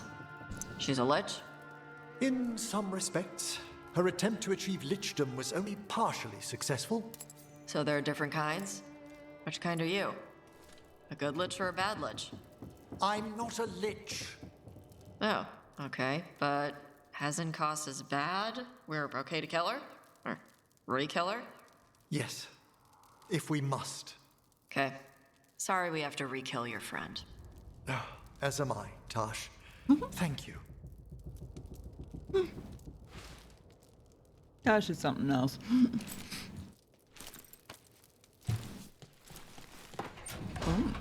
Oh, maybe I shouldn't be walking in on Lucanus and Nev in Lucanus's bedroom. Oh. You're thinking about it again. What? Gillenane. Playing it over in your head won't change the ending. I need to know what went wrong. And the good of that game only lasts so long. You're lecturing me about letting things go? Oh, I'm awful at it. Of all my charming qualities, that's not the one to copy. The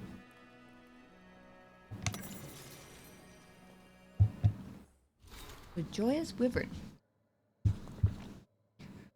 And so the Joyous Wyvern ran over field and through the wood until she reached her long-missed cave and thought, yes, this was good. Note attached in Lucanus' handwriting. Emmerich, do the books here come from outside the Fade, or did the lighthouse create them? This was read to me as a small child. I've not seen a copy since. How is there one here? Below, in Emmerich's handwriting, a fascinating line of inquiry. No doubt it is tied to the lighthouse's enchantments. If we could find a copy of the book back in our own realm and then compare the two texts, we might learn if the one you found was taken from your memory. Scrawled in Nev's hand, more proof this place senses pieces of our thoughts. Interesting.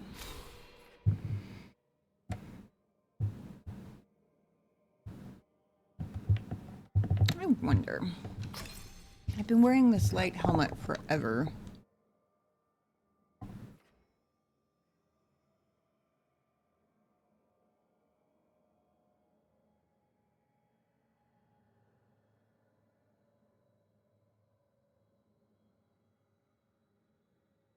For some reason, it only just occurred to me.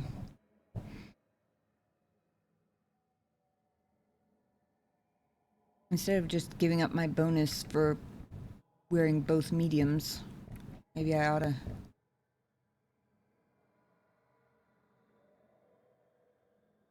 I really should unlock this, actually, because I've been wearing different classifications of helmet and armor this entire time.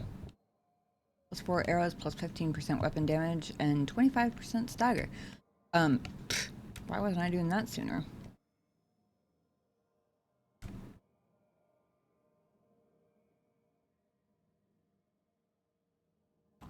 In fact, what's the last random thing I dropped in here?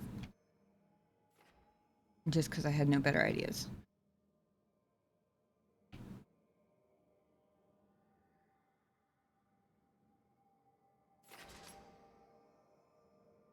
Oh, activating any ability. Okay. I'd been kind of not paying any attention to this particular side of this everything.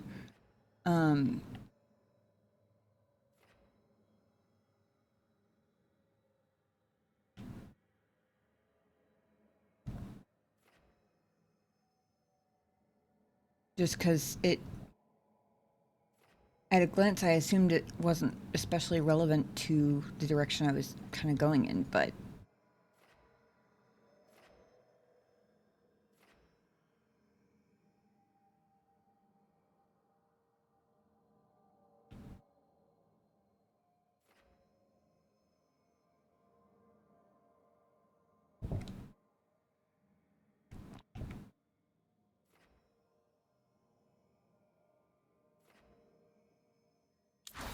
hang on.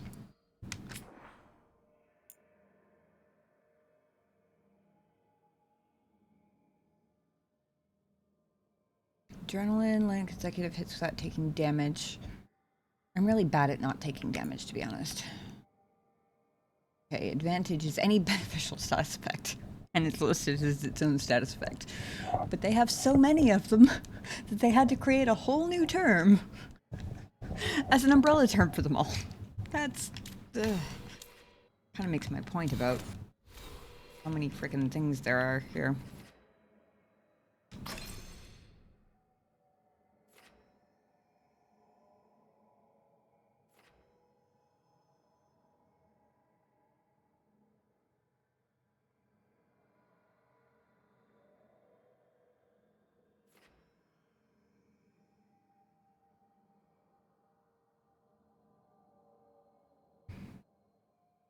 Hang on, do I even have any...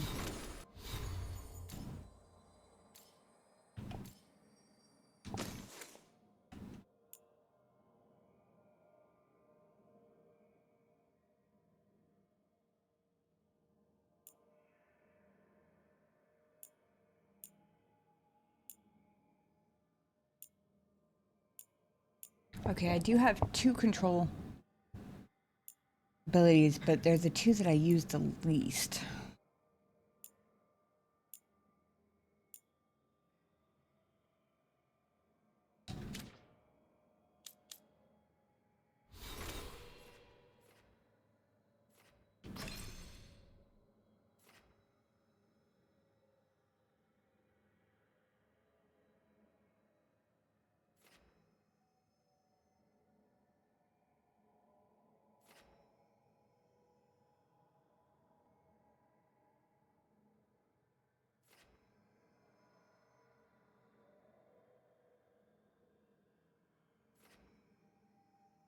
I'm not sure I've actually... Hang on, is there a thingy in here that explains what the triple threat thing is?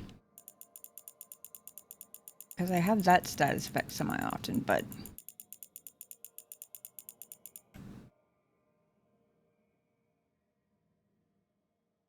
No, of course not.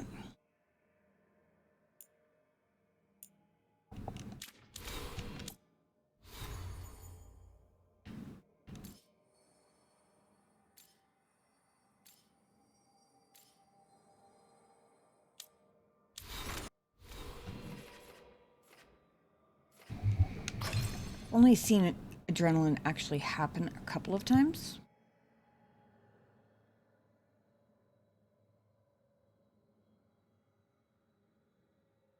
I'm gonna refund the controllability one for now, since I haven't had either of my controllabilities equipped in forever.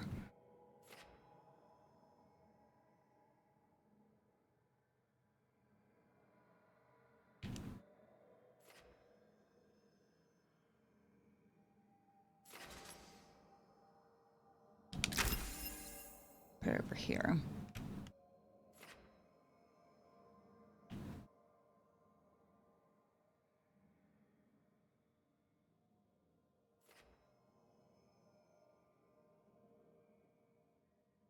Ah, there's another control one.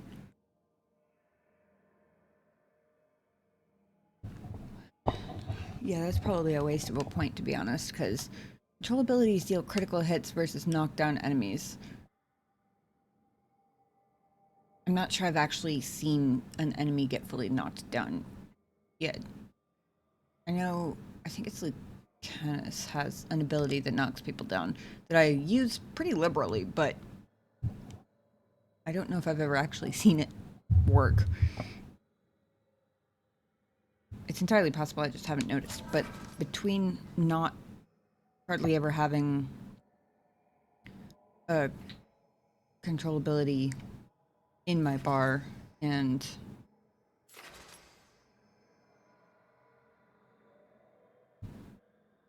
not much in the way of knockdown abilities, that seems like a pretty rare combination.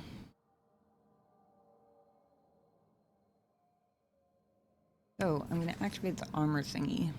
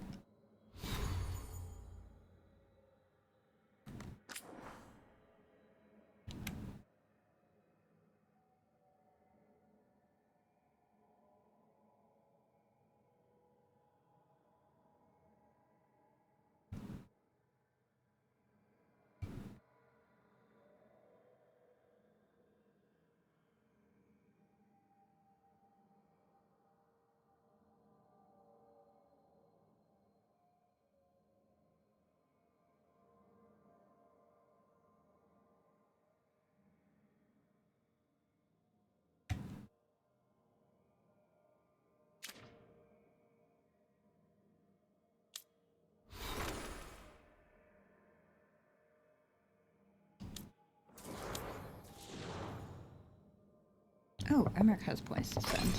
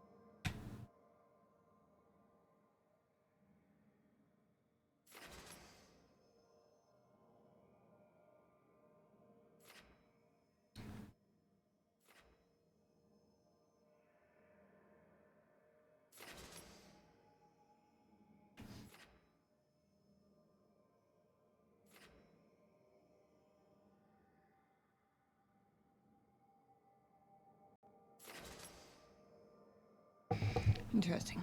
Okay, if an enemy dies while Quietus is active, the effect spreads to another nearby enemy.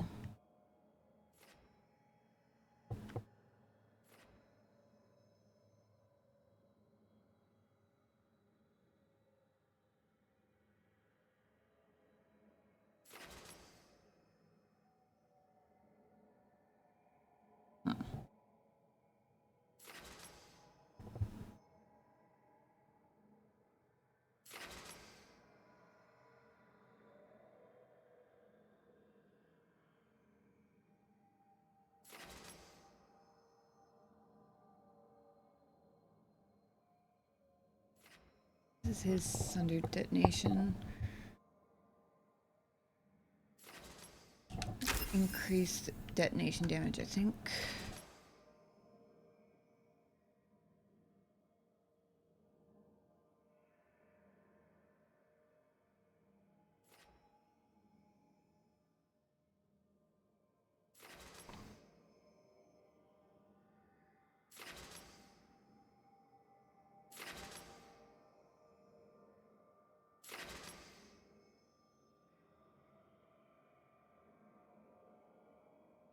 I suppose we'll give him... I usually do primers and detonators in the same, like, selection, because I never know how long they're going to last. So increasing the duration by 50% might be good, but it's already working okay, which it seems to be. I'm going to go with effectiveness instead.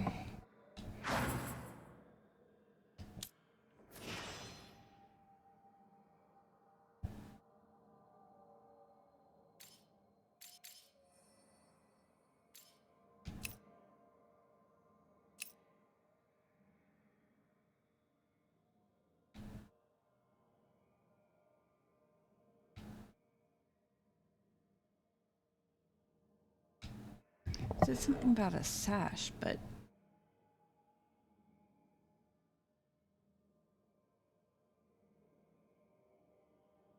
maybe it's this red thing over her hip is what she meant.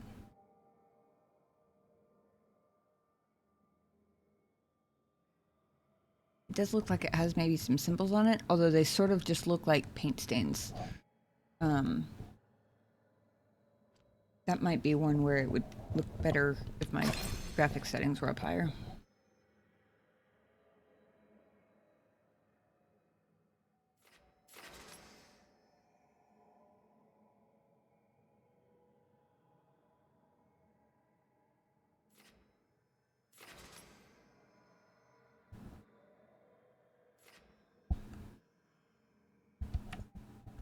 I'll go ahead and give plus 10% enhanced damage effectiveness. And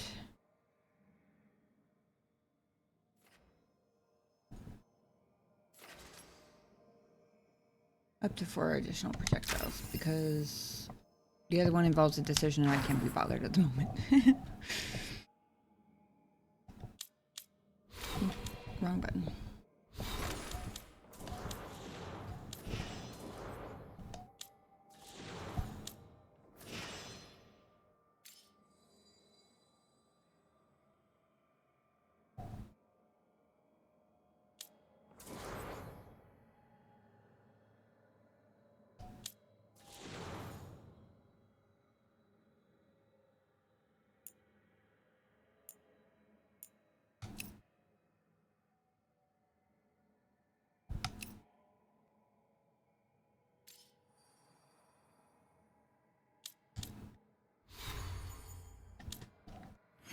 All right.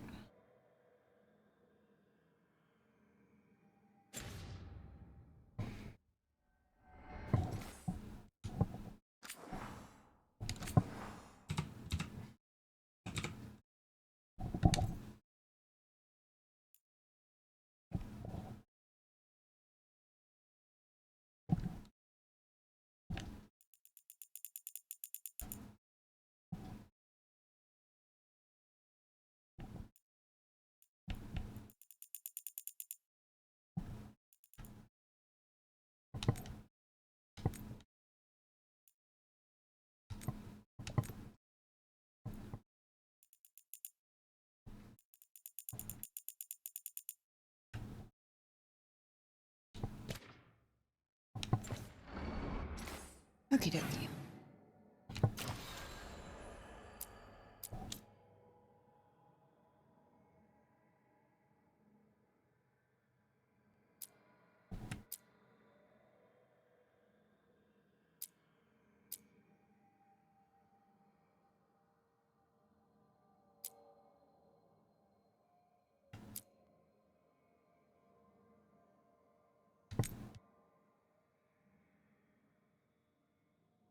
The other Davin one we did was just a conversation. This one might be 2. But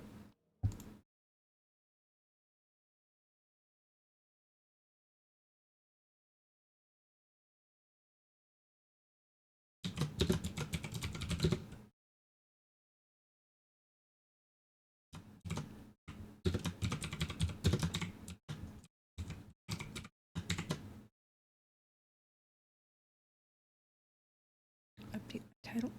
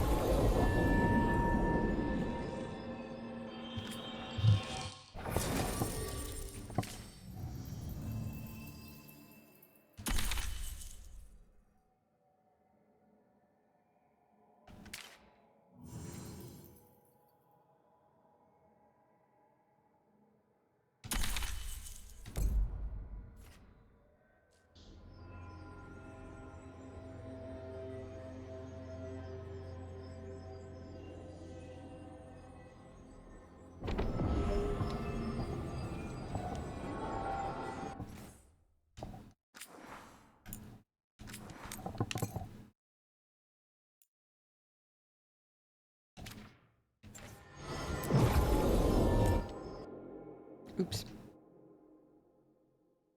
Apparently when I back out of it, it doesn't save my party changes.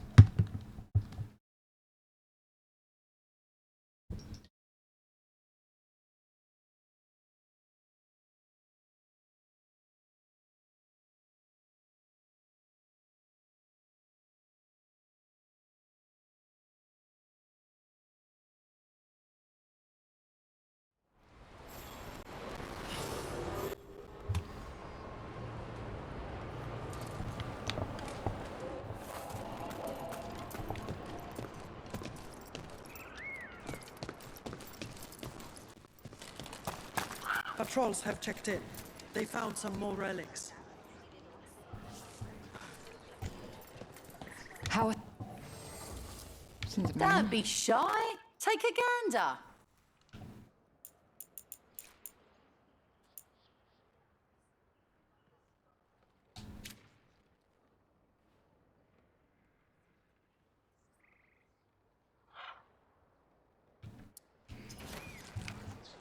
Till next time. This quest here. Oh, that's the next story quest. Okay.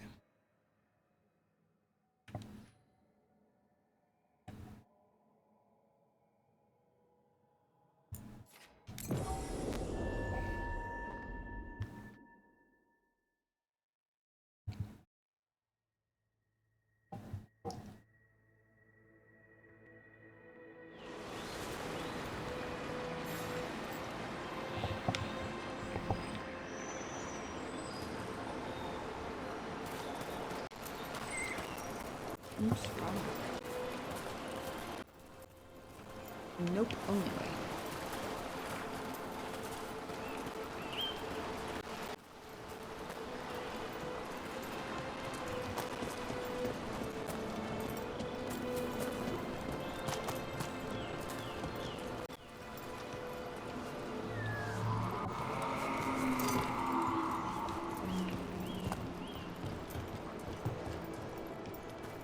This place is at least somewhat more reasonable of a place to have bare feet.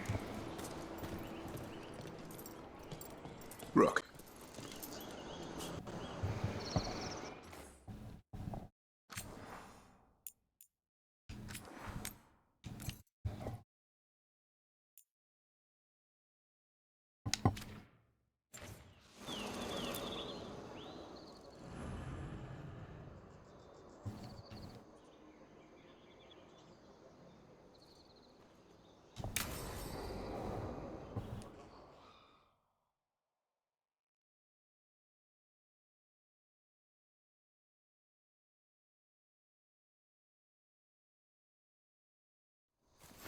Hassan can get the gate.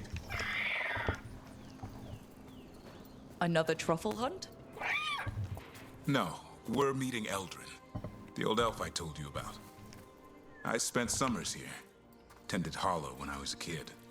Hard to imagine the mighty hunter hanging out with deer. Not everything in the forest should be hunted. Eldrin taught me that. He was like an uncle to... Really pretty Hassan, area. hang back.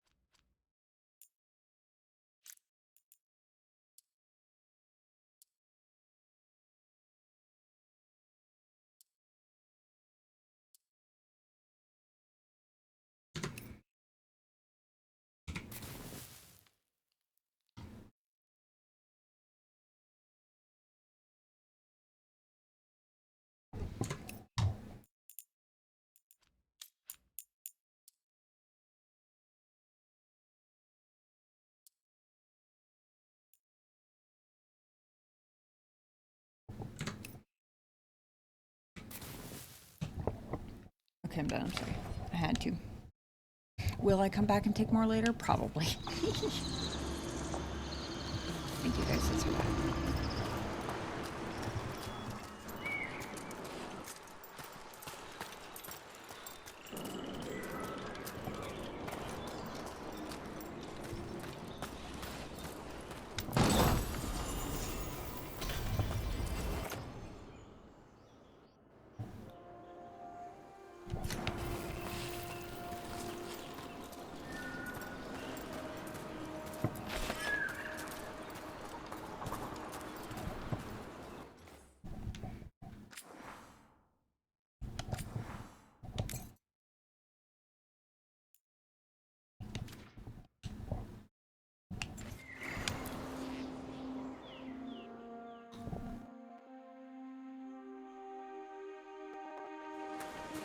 Eldrin, I got your message. Oh? Who are you? It's me, Davrin. I knew a Davrin once. Strange kid. Too small, even for an elf. Well, now, hold on. So, this walking mountain of armor I see before me can't be him. You sure got old and cranky. You got old and far too good looking. I was always the lady killer. This is Rook. We're working together. And can you be trusted around our holler, Rook?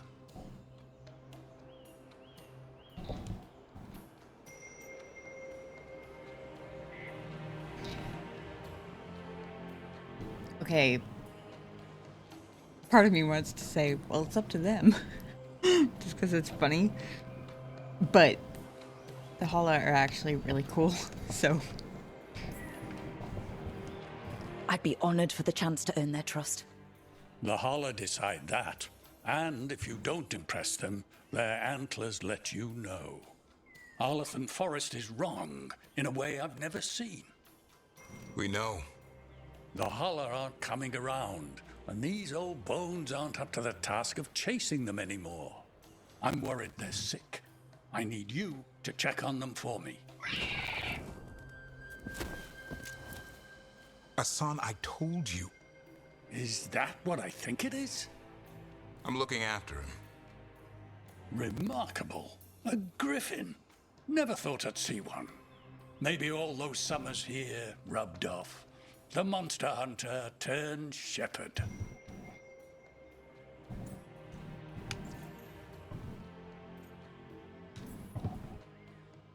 What was Davrin like back then?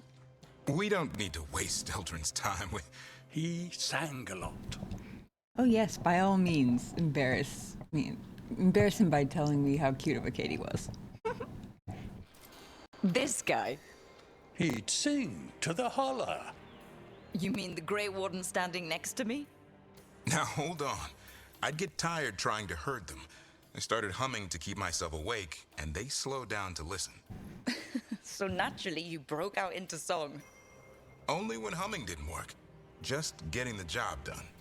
And now the job is caretaker to a griffin.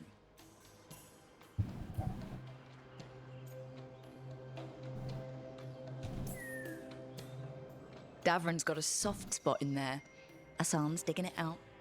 Just keeping his nose clean. Seems my old lesson sunk in.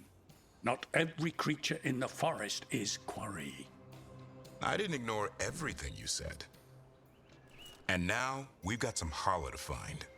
Davrin, I'm glad to see you took the road less traveled. It suits you.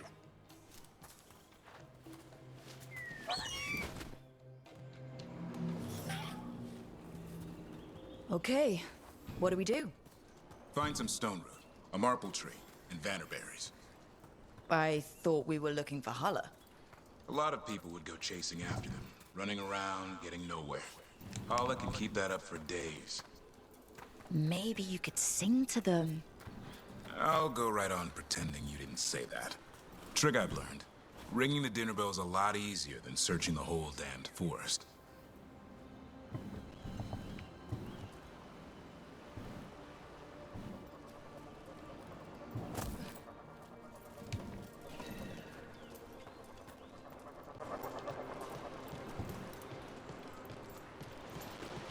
Doug.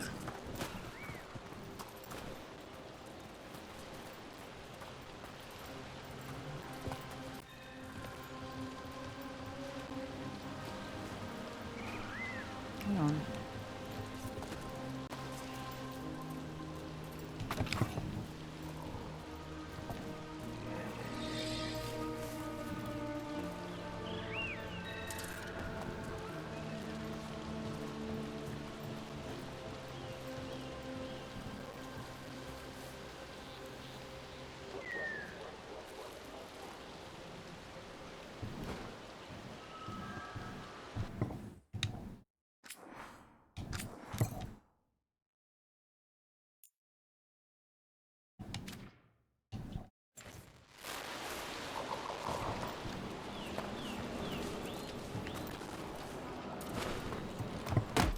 Here we go. Found a marple tree. See if it has a dead branch. Got it. It's hollow, right? When you blow through it, it mimics a hollow's call. The dinner bell. Not ringing it yet, but that's the idea.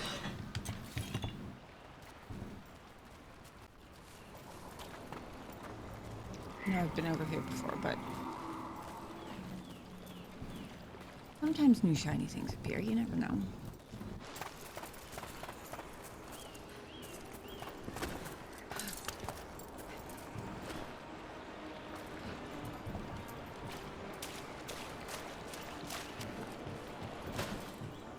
Here, some vannaberries. Sweet as candy. Holla lapped them up. Interesting. I wonder what they taste like. Don't even think it. Uncle Eldrin let me try one once as a lesson. It lasted an hour.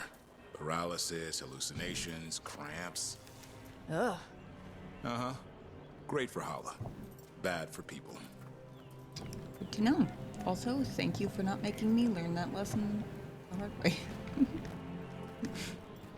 Generous of you, really.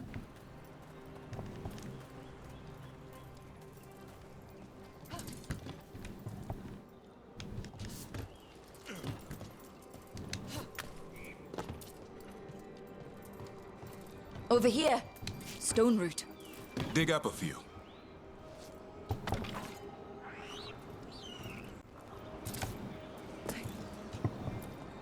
That time I did the balance Hang thing on and to that. it wasn't. We slice away the outer husk. There's seeds inside that mimic the Holla mating scent. I thought we were ringing the dinner bell. Maybe it's a romantic dinner. Hmm.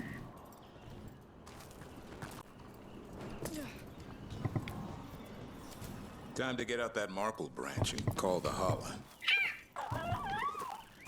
He sounds excited. Let's hope it's that and not I'm hungry for venison.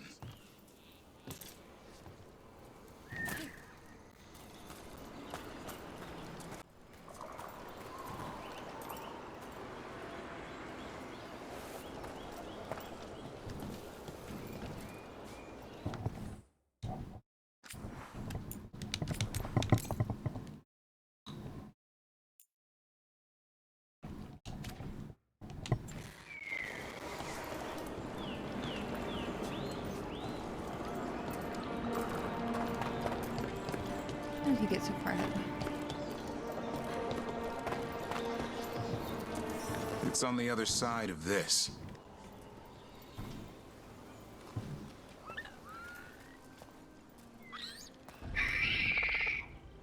He senses something. Could be Holla. We've got a griffin. Asan could track them. I need to be careful of the predator in him that's ingrained to hunt and kill things before they kill him. He'd attack the Hala? Probably not, but he's never seen one.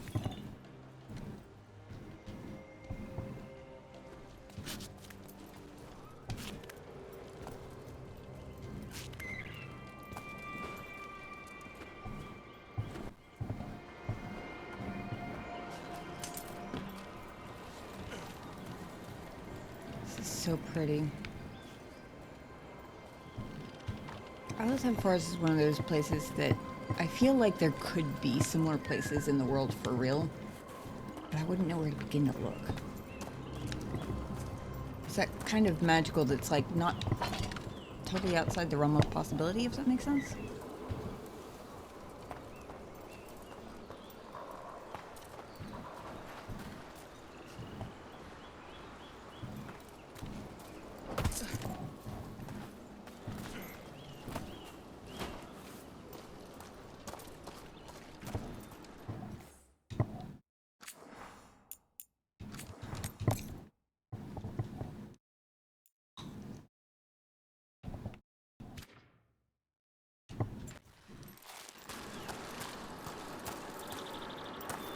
This is a good spot. Lay out the stone root and bannerberries.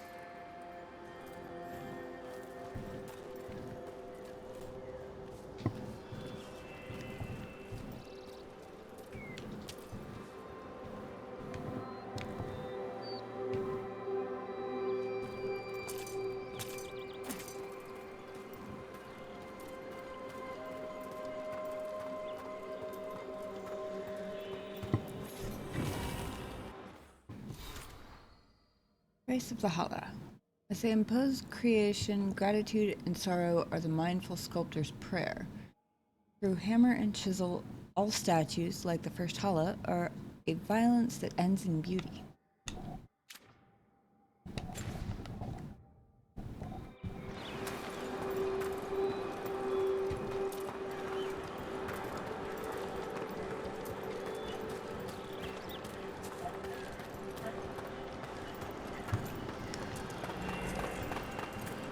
Second, new area to search crevices for shiny things.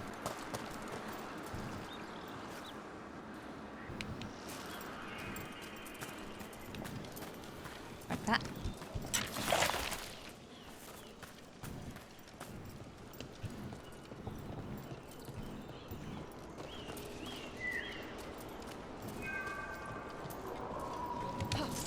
Or that.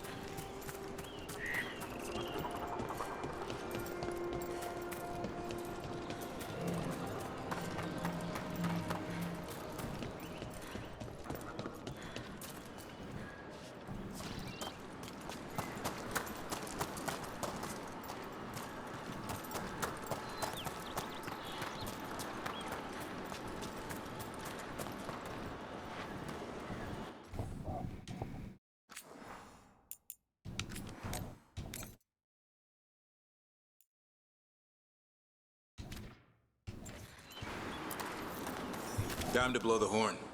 I'll let you have the honor.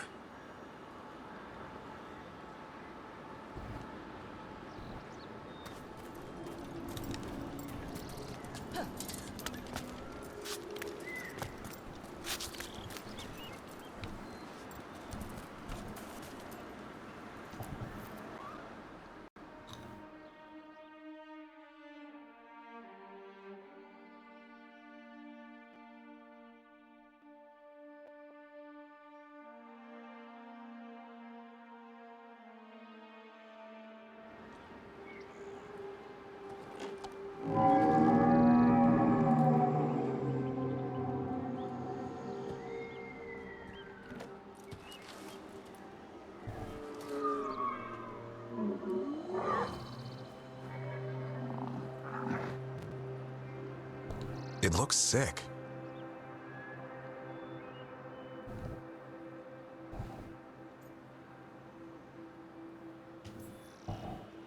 It's okay. We're here to help. How do we help? Look around for more Vannerberries. Asan, don't you even think about going after... Davrin, remember, trust. Right. Turlum. Okay. Asan, do as I would do, boy. Be nice.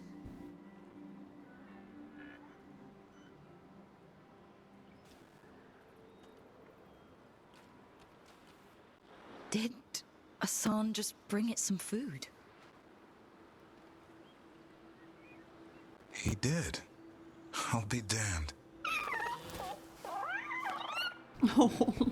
Won't forget that anytime soon. Thank you, Rook. Means a lot to have you here for this.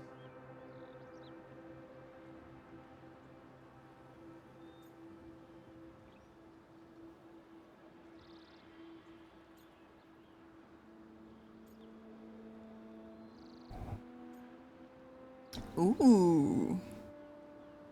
You guys, it's time.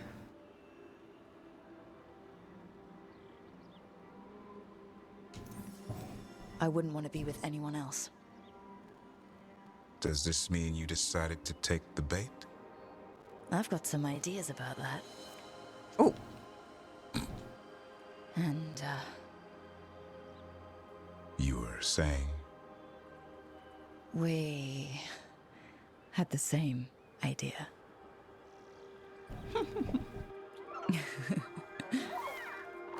Can I get... You know, being with me means being with him. Are you kidding? That's like half the appeal. Come on. Sorry, Davrin, but I'm well aware that's been a factor from the very beginning. It's part of the charm. Eyes of an eagle, roar of a lion. To be fair, Rook said it nicer than I did. But maybe the heart of a holla. I'd say you found your Turlum. Yeah, we did. Come on, boy. You did good.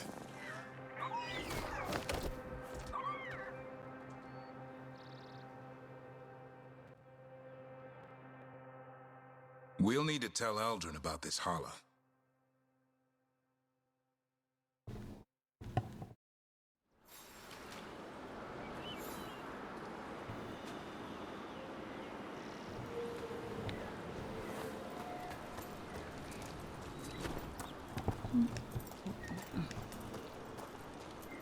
Go that way and this way. So your uncle is quite the character? Eldrin will drink you under the table, then the floor, then bury you in the basement as a joke. Most of my clan didn't understand why I left. Eldrin had an open mind, saw I was restless. He approved?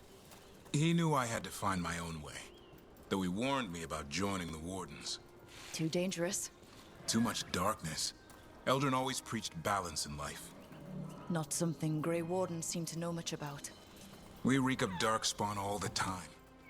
I guess that's why working with Hassan, there's something to be said for drawing strength from the light. And you've got me now, too. I couldn't have asked for a better day.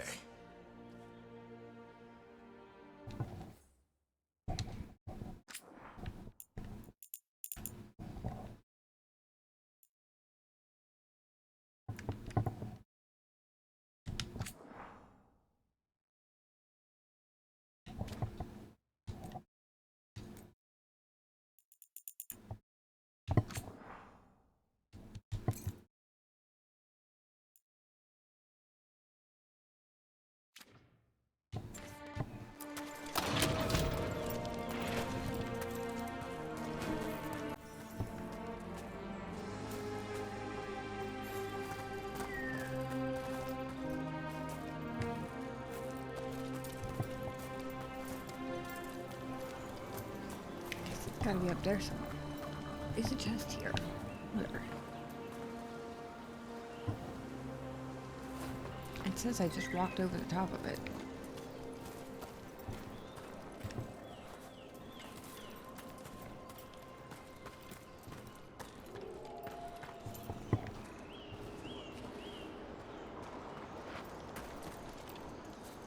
Oh, hang on. Wait a second, was this even here before?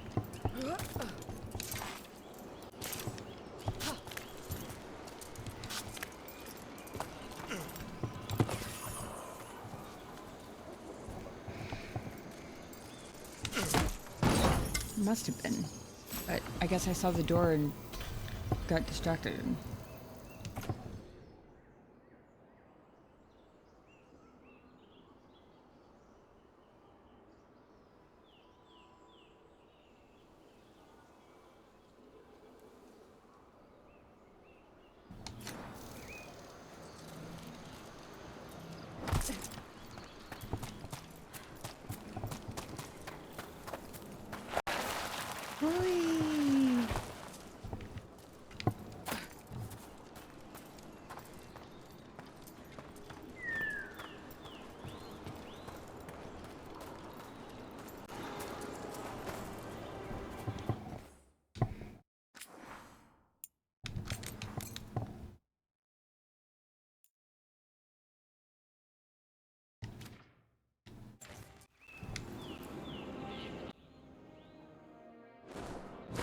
Any luck?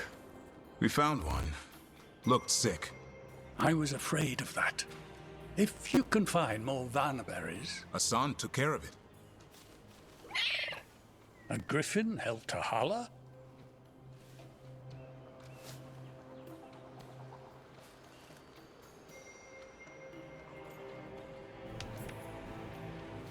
It's like he was a shepherd. I couldn't believe it. Remarkable. Nothing about that in the training manual. The world knows griffins as warriors who fought Darkspawn, but they existed long before that. Existed as what? A creature of the wild, free to explore their nature. But griffins live for the hunt. So do you. Yet now, you're a caretaker.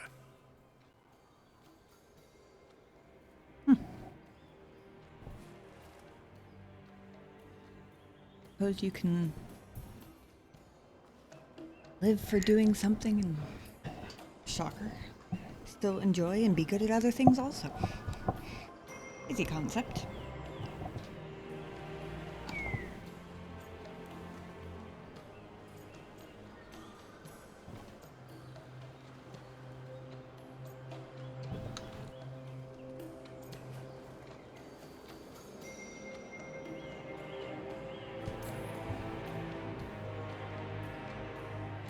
I'm proof that anything can change. Don't know if it's for the better. Nothing about change is ever certain. I once knew a restless young elf who believed there was more to life than shoveling hollow manure. It's the nature of nature to surprise us. Maybe you're right. See you around, Eldrin.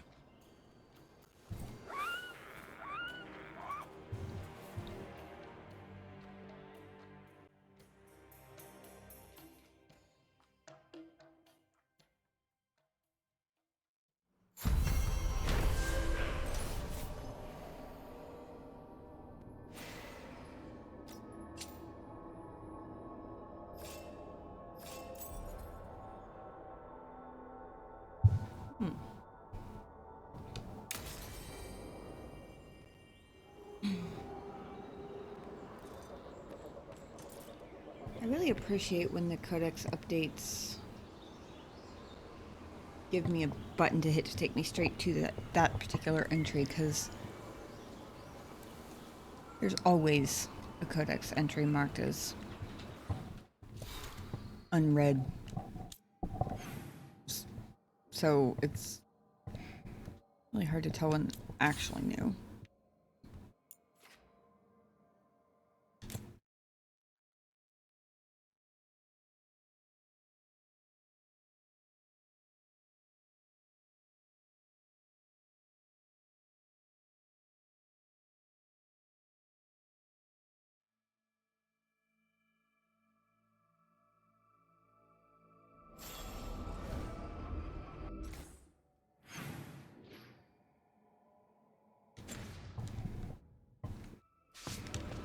Looks like nothing new, but we do have some conversations to listen in on. You know, just low-key eavesdropping on people's casual gossip.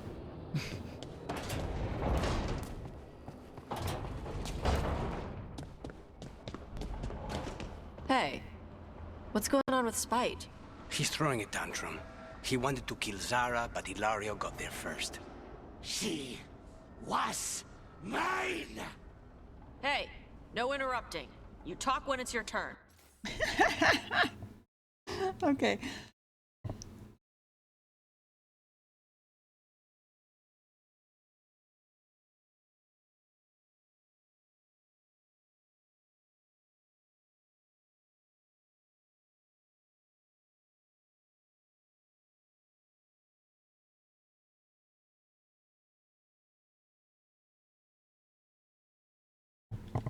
Sorry. Sure. I like how Tasha's scolding Spite like a naughty child. Never my turn.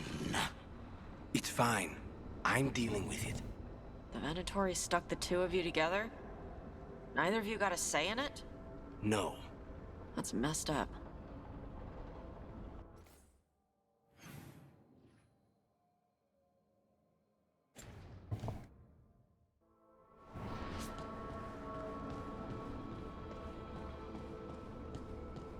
So the legends about Gillenane, creating the Hala, healing pools, they were true, but twisted. Wonder if that's true with Elgernon too. I really hope not. Why's that? Well, they say he can move the sun and the moon, which seems bad for a lot of reasons. Oh, great.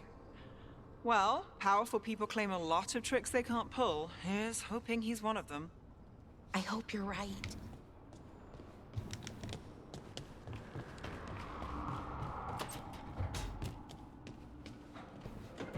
I've noticed Asan's been rather moody lately.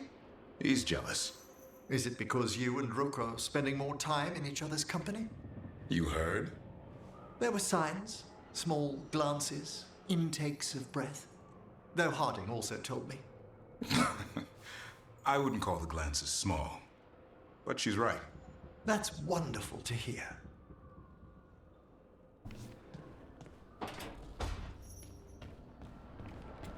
Okay, I gotta give Asan more scritches now so that he doesn't feel like taking his dad away. Hi there, boy.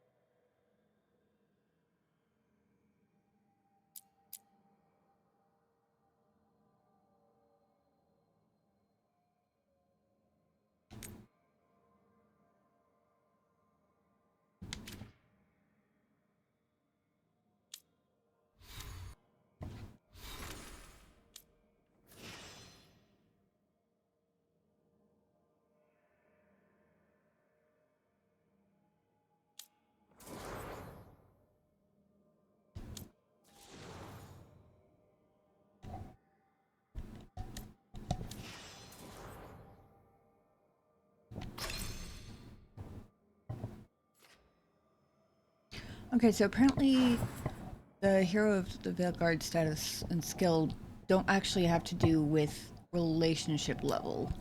I guess it's like completing a certain quest depending on the person.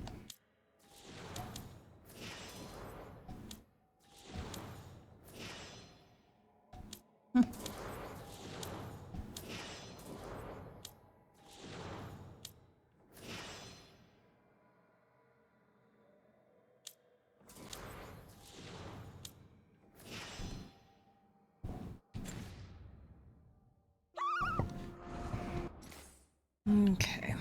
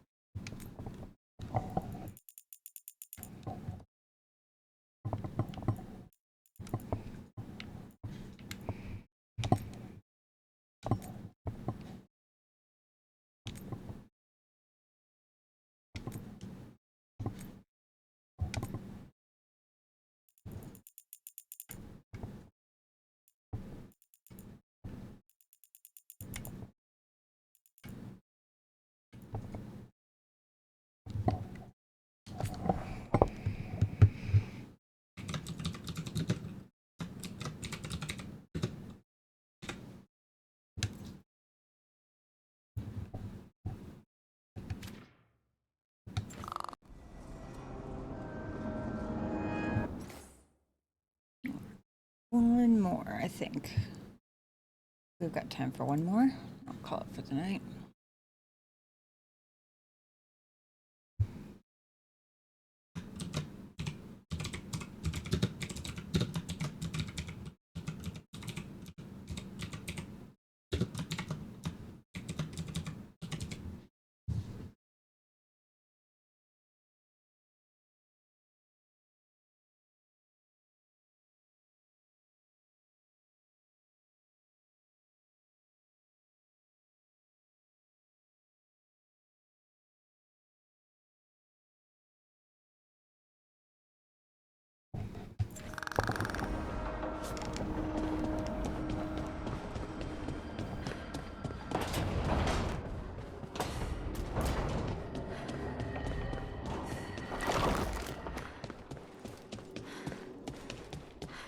I don't know why I keep running all the way to the Alluvion just to auto travel.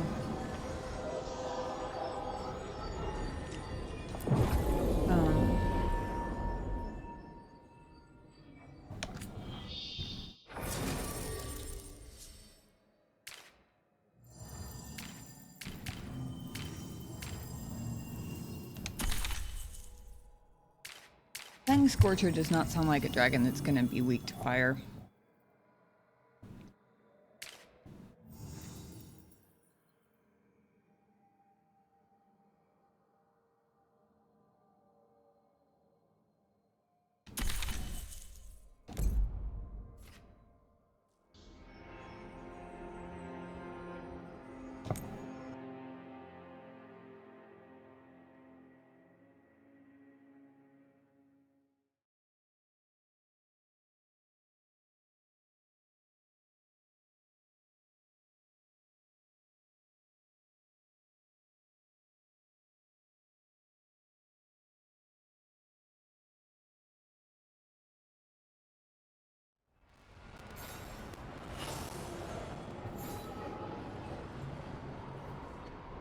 Why is the shortcut only just now unlocked? That's weird.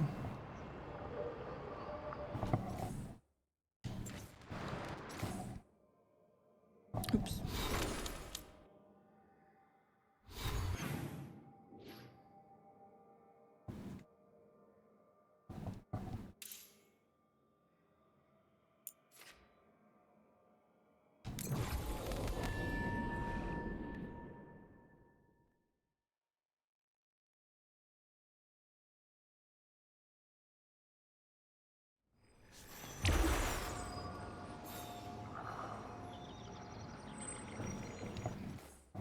Oh yeah, I remember this area.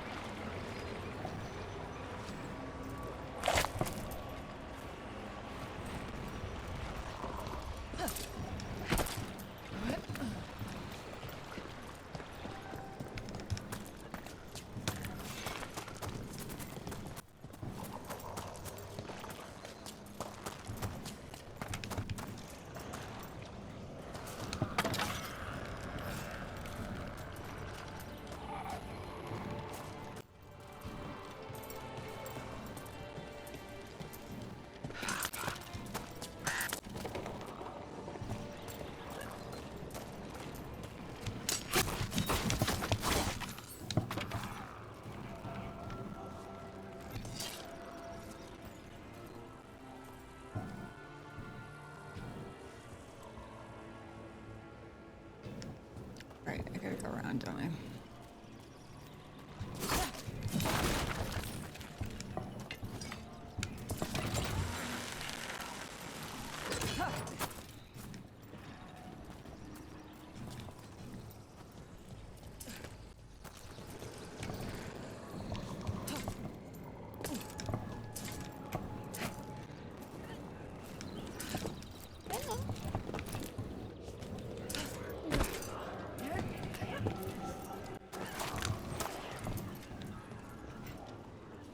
No. You hungry? you wake up and you're ready for some dinner? Huh?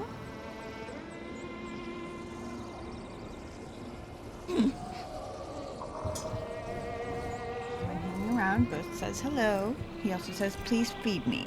You guys will give me just a minute. It is just about time for his dinner anyway. And by just about time, I mean I've been putting off actually going to do it because he was asleep anyway. But now he's not. So give me a second. I'll be right back.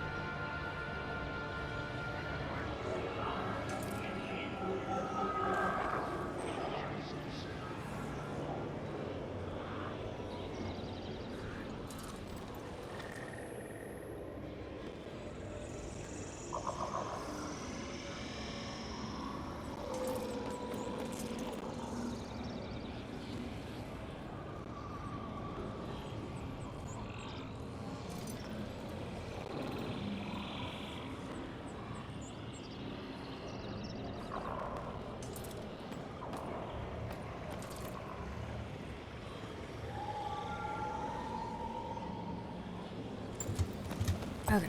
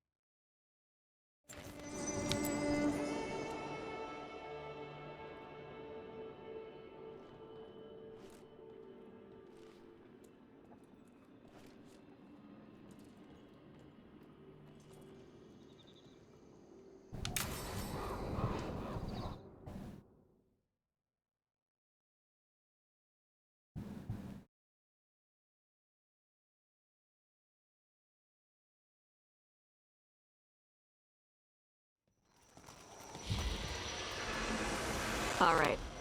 The dragon's a fang scorcher that attacked villages. We're close to her lair. This shouldn't be too bad, right? We fought 2 dragons at once in Hosberg. The dragons we fought in Hosberg were being ordered around by the gods. They were attack dogs. This is a wolf, a big wolf, fighting in her own territory. Be ready. This is your first real dragon fight.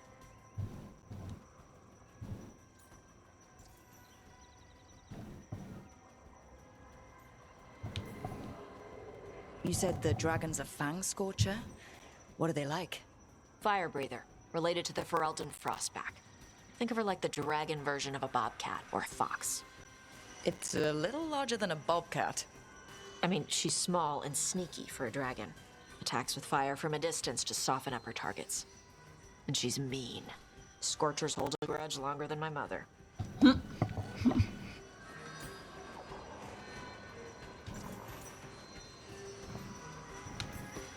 You said she attacked villages. Are we dealing with another attack in a city like Treviso or Minrathous? No. Something got her to start hunting a ways off. Something like what? Dunno. Hoping we find out while we're here. But right now, focus on taking her down before she kills anyone else. Including us.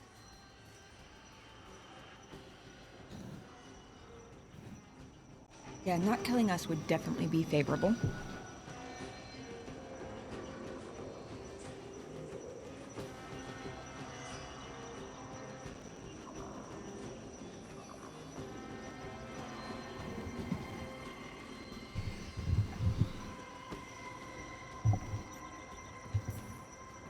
I'm ready.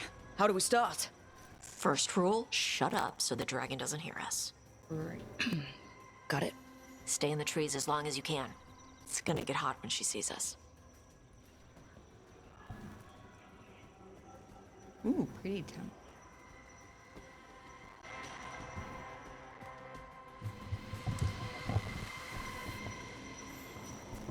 Hey, Valara. You gonna be okay with this dragon? Oh, definitely. It's interesting seeing how the magic is more stable in this part of Arlethin. Does the dragon somehow stabilize the ambient magical energy, or did it pick the location because of less ambient magic? I don't know. Maybe we'll find out after we kill her. Veil jumper note. Leaf, there aren't enough veil jumpers for us to wait for reinforcements. We have to do this for ourselves. If you play a song on your lute to catch the dragon's attention, I can take Nightfang and circle around wherever it lands. Then you can hide near its hoard. I've got some special arrows I've been waiting to try, and Nightfang can howl to keep the dragon confused, and then hamstring it so I can get the shots I need.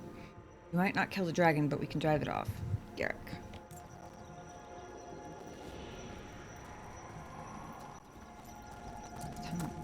Pretty.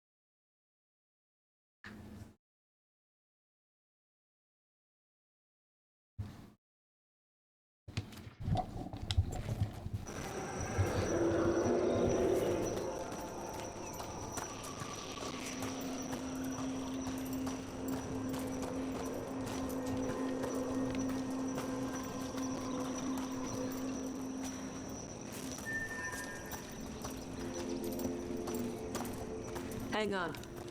Something's off with that crap up ahead. Let's go up through there on the left instead. What's wrong? I don't know. The way that debris is placed doesn't look natural. Or like something a dragon would do. If you say so, you're the dragon expert.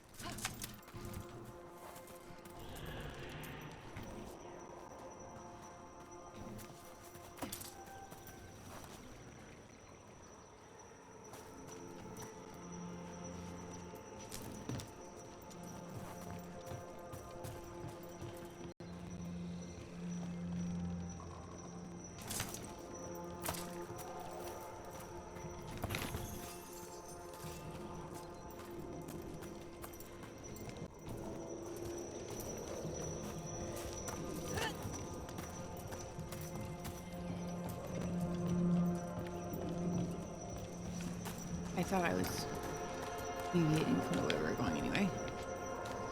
Not. I gotta come back and look for stuff. Ah, Veil Jumper note. Garrick, I joined the Veil Jumpers to meet people and see neat magic, not fight dragons. This is a terrible idea, and you, me, your pet wolf, and the turtle that lives in my backpack are all going to die. Leaf. I mean, I hope that's not true, but I have a feeling it probably did end up being true.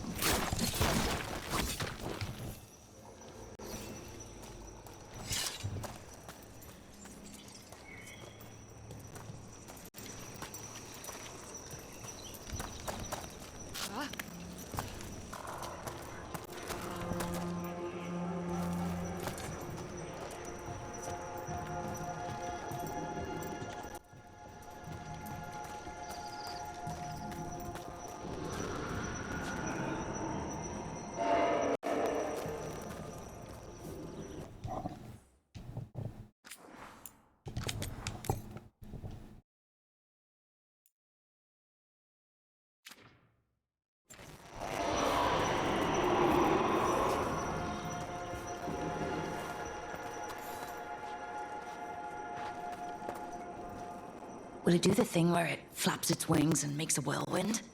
Maybe. What about shooting its tail spikes like arrows? Dragons don't do that.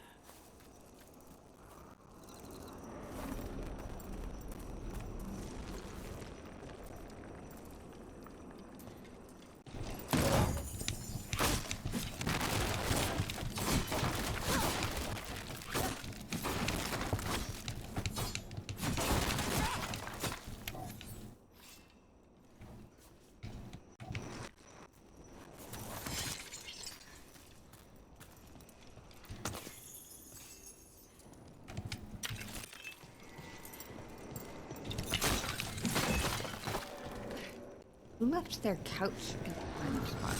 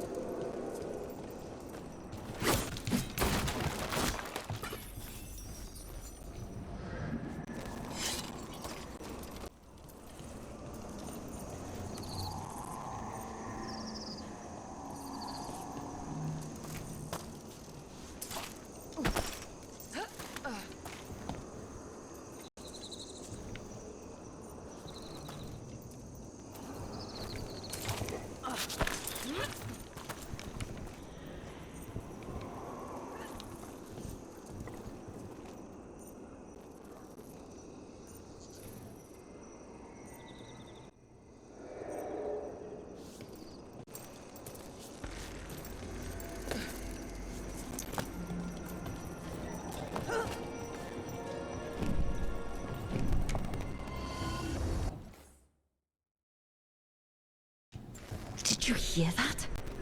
Everyone heard that. Hunting call. Spooks prey, so they bolt out into the open. I felt it all the way down to my toes. Yeah, it tingles.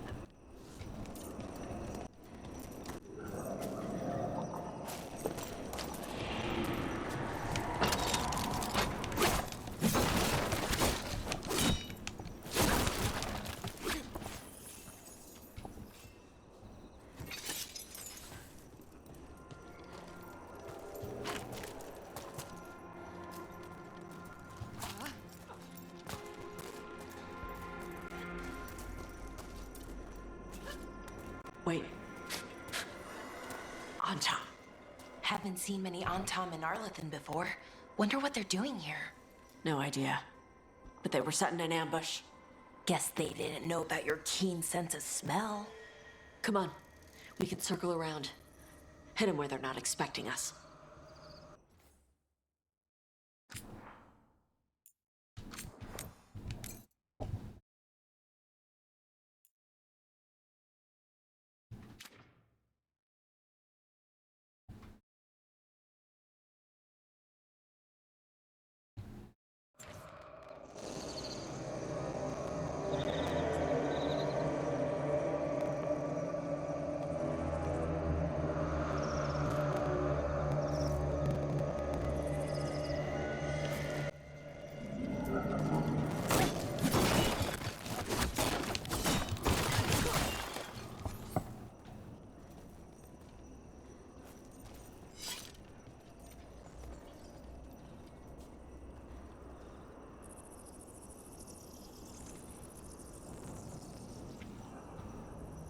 Place is both very cool and very confusing with its layers.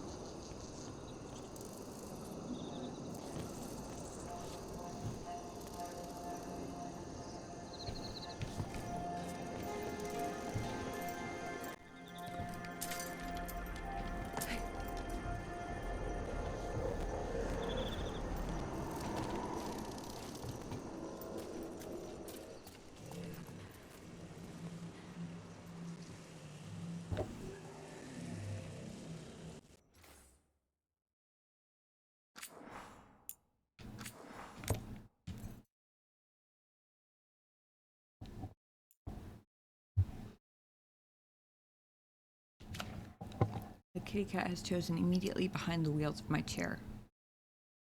Curl up. No sense of self-preservation, this cat.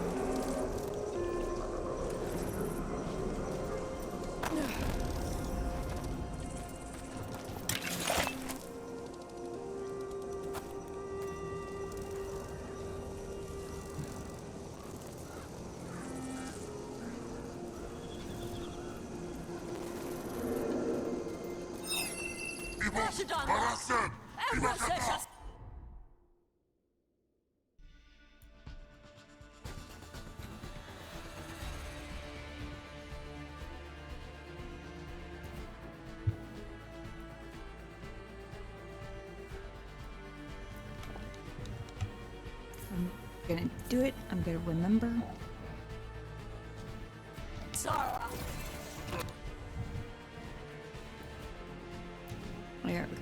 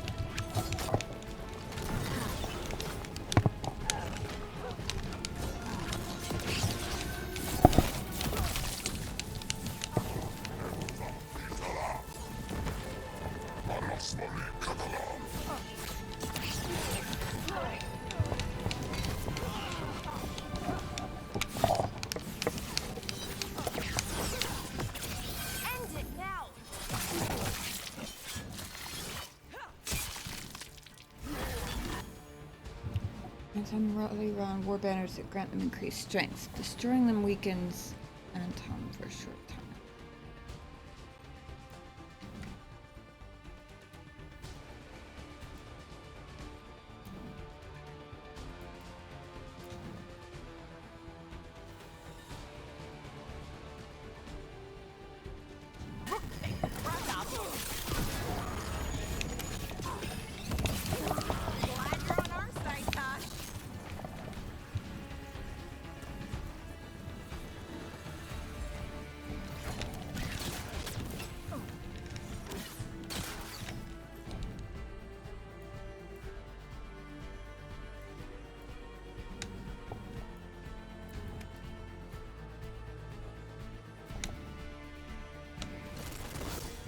For sure. Tara Qatar! Everyone all right? What did the Anton mean? They knew I'd come for the Fang Scorcher? I only came because she attacked villages. Maybe they baited it into attacking the villages somehow, to lure you out here. For the Dragon King, whoever that is.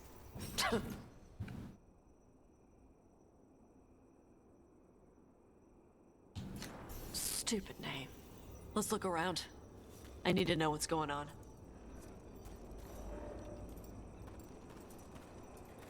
I had every intention of doing that anyway. But we're gonna look for shinies first.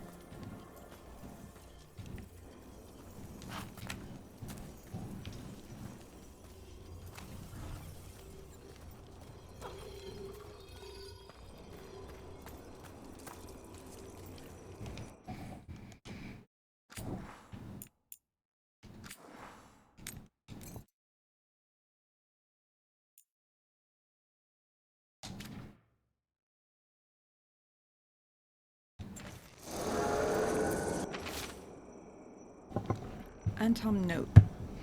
The Fang Scorcher's attacks will lure the Adaria's group to you. Capture the Adaria and kill the others. And use the Blight to weaken the Fang Scorcher until it can be captured. Gillenane will reward us well for adding another fire breather to her arsenal of dragons. Great. Do this and win the glory of Ascension, the Dragon King.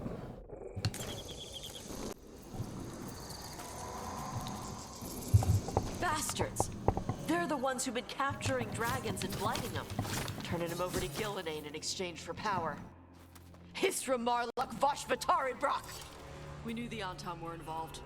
Now we know it's the Dragon King. That's who we find and kill.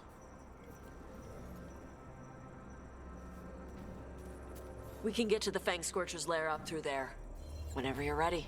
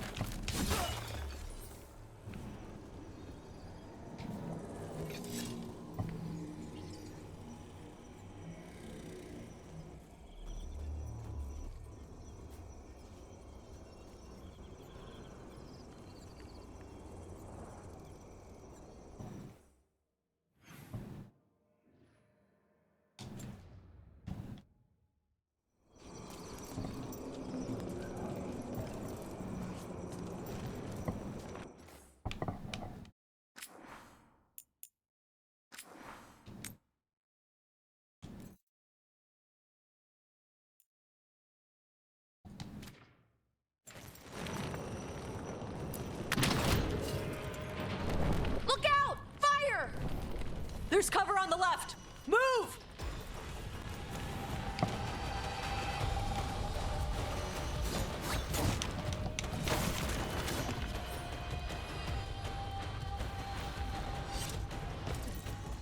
All right, she knows we're here. That means quick beats quiet. Stay clear of the fire. It's like oil. Gets on you and keeps burning. Whee!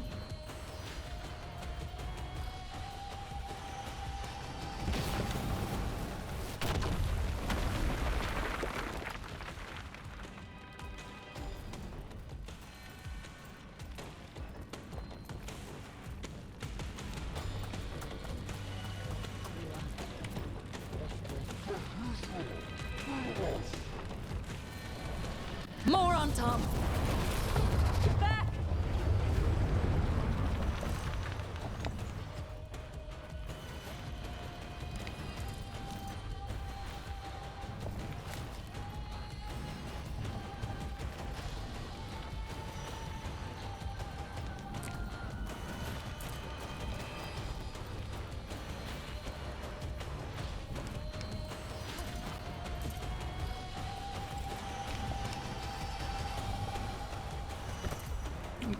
That was almost bad.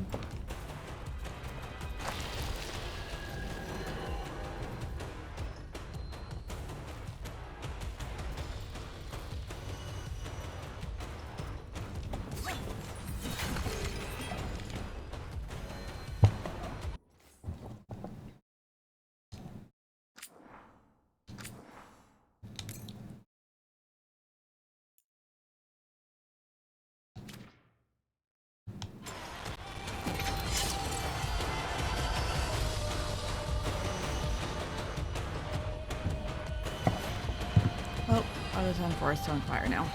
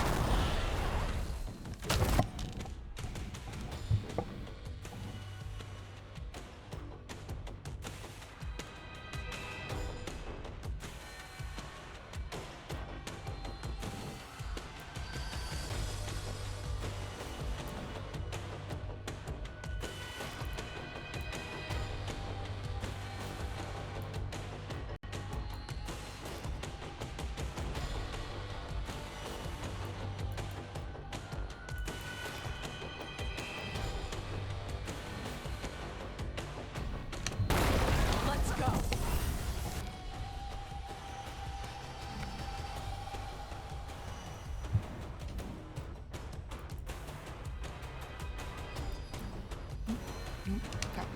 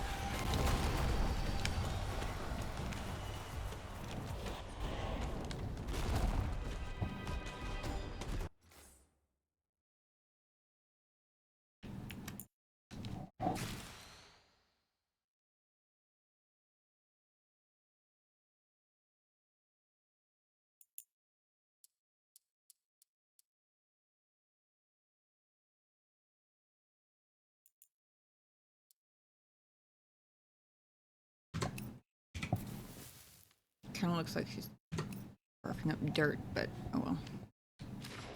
Get ready! They're hitting us from there!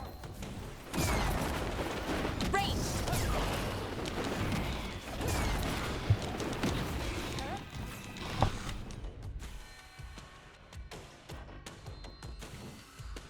Who's they?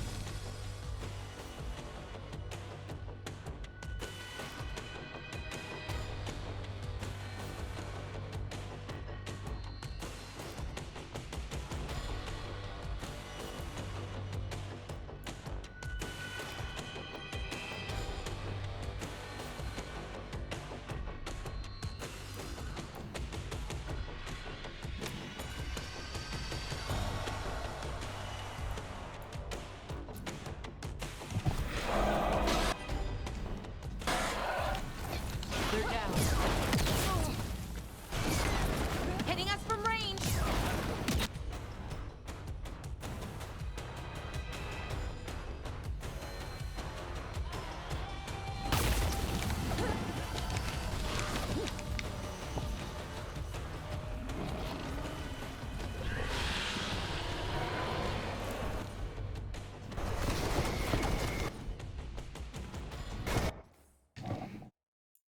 I gotta try and get a picture of this. I'm sorry.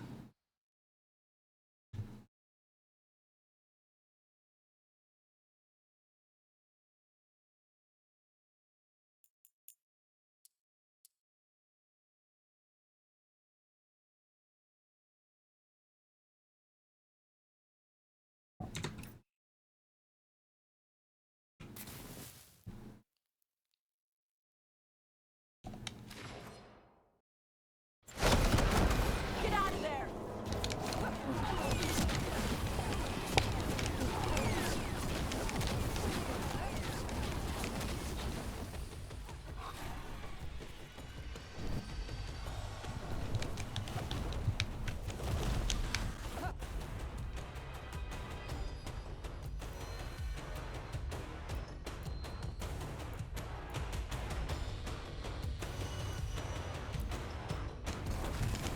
You bet.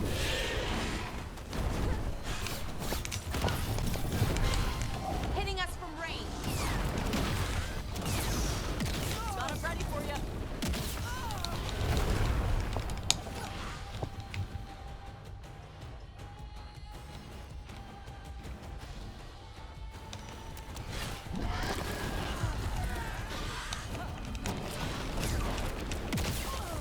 Nice, Valara.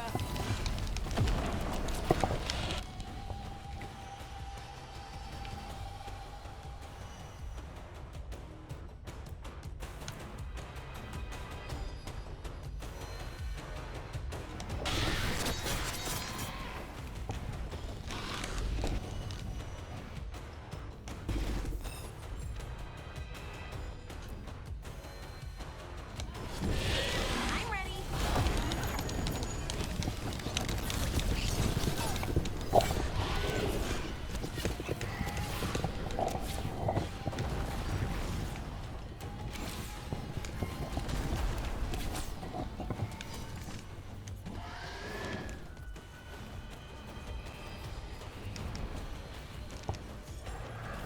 Ready!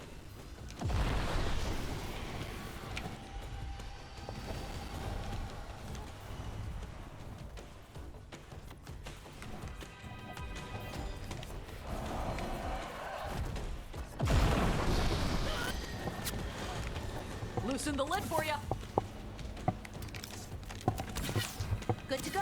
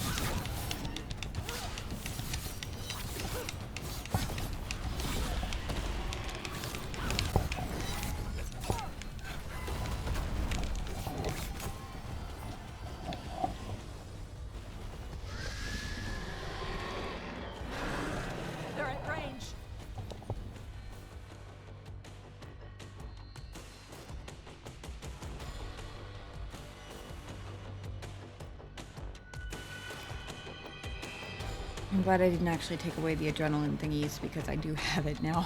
Apparently I have 3 stacks of it now. Kind of forgot about this sort of fight when I was looking at it before. Though to be fair, it's only because of the weak point. Otherwise I've been taking actually less damage than I thought, to be totally honest. But I usually take a lot of damage in these sorts of fights. Ranged incoming! Whenever you're ready.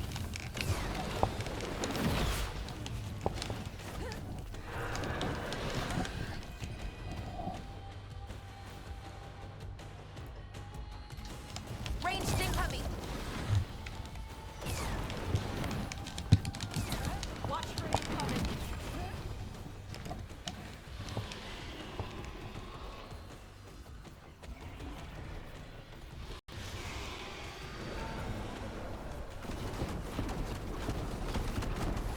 Dragon fireworks! Oh shit. I forgot to look where she is.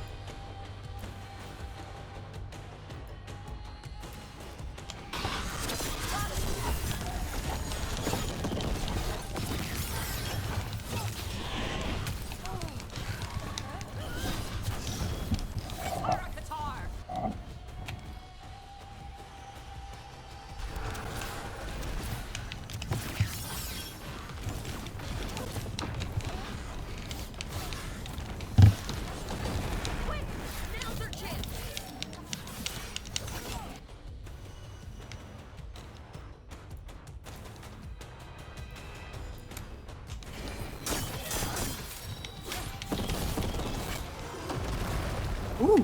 The dragon has been defeated. Shakra Toebra. Shakra Toebra. Today, you're dragon slayers. Woohoo! Now let's see what she had in her lair. Probably that big building over there.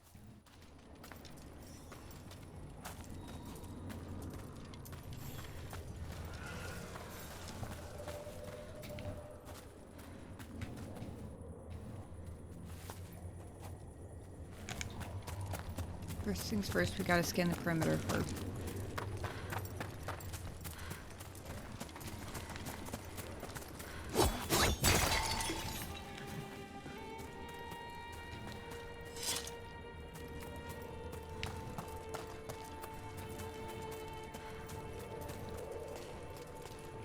Aha, things like this.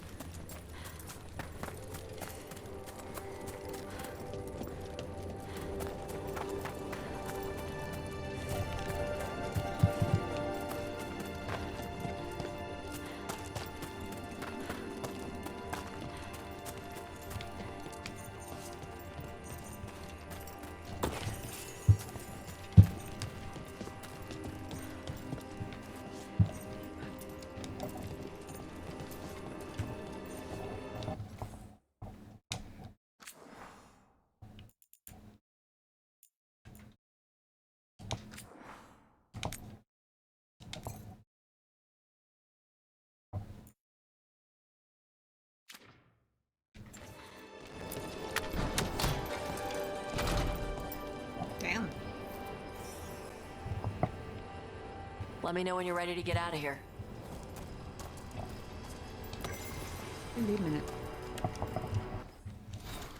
Soleil's the Hearthkeeper. Soleil, known as the Hearthkeeper, was characterized by our people as a domestic goddess, when the truth was more complicated. Our explorations suggest that Soleil was most likely elevated to the ranks of the Avenurus for her work as an architect, for designing and building Arlathan itself. Arlathan's legendary wonders were of her design, and so were the magical wards that protected the city. Soleil likely worked with June, the artisan. She was also linked in one ancient etching to another high-ranked ancient referred to as the Healer. Mentions of this healer are few, there is no name attached to them, and in the deepest parts of Arlathan, where Veil Jumpers first found mention of them, their name has been magically scratched out. Some unforgivable transgression, perhaps? In one place, the destruction of the name appears to have been ordered by Elgarnon himself. Best not to jump to conclusions until more evidence is found. Irulan's notes on the Avenurus. That's interesting.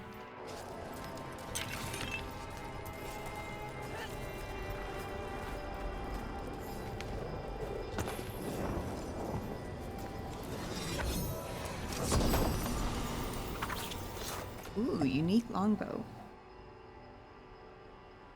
Plus 7 max arrows, minus 50% ranged attack damage. Fires 3 arrows at the same time. Ooh.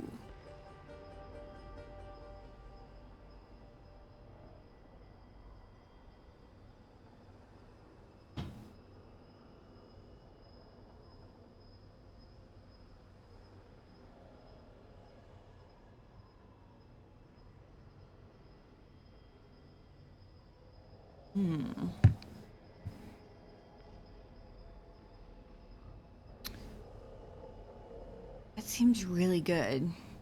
I kind of want to try it. But it is less damage and significantly less stagger than my current one. And also my current like accessories basically boost enhanced damage, and my current bow gives enhanced damage when breaking an enemy's armor. I think I'm not gonna equip it for now, but I'm hoping I don't forget it's there, because it does seem like a really cool one.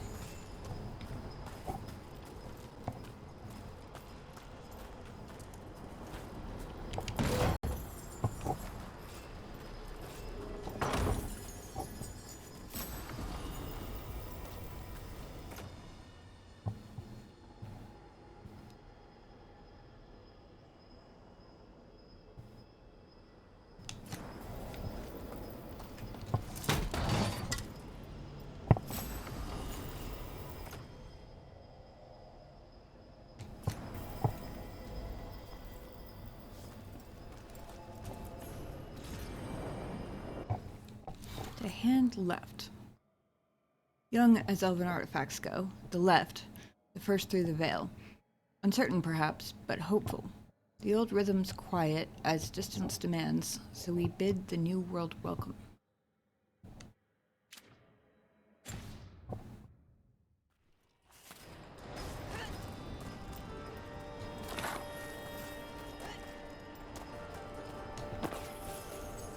Gotta make sure we hit every nook and cranny here, because Dragon Horde, every nook and cranny has goodies in it.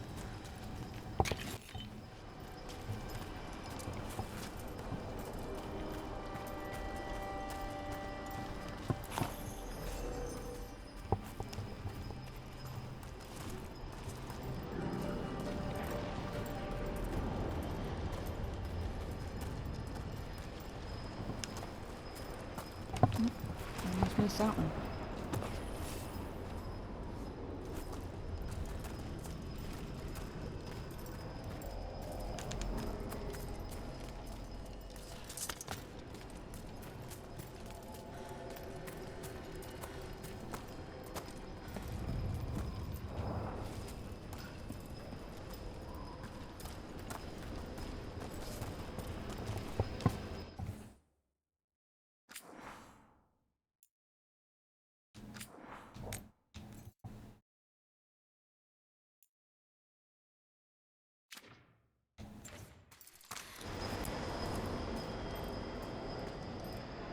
Just tell me when you're ready. Let's head out now.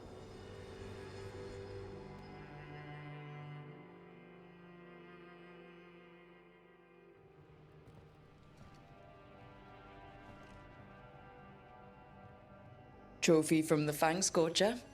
She was a good fight. You gonna be a big dumb puppy every time we hunt a dragon?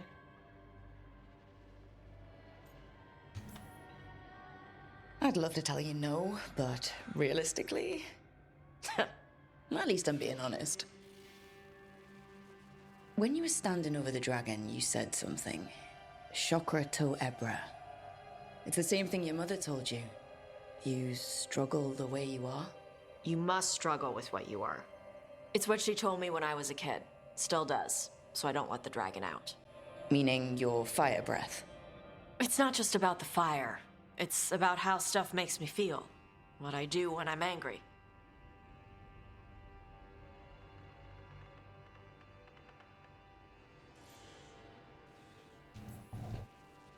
I've seen you get angry. When we first met, I saw you wreck those Arntom who were after the Vincimer. Assholes. But you've got it under control. Barely.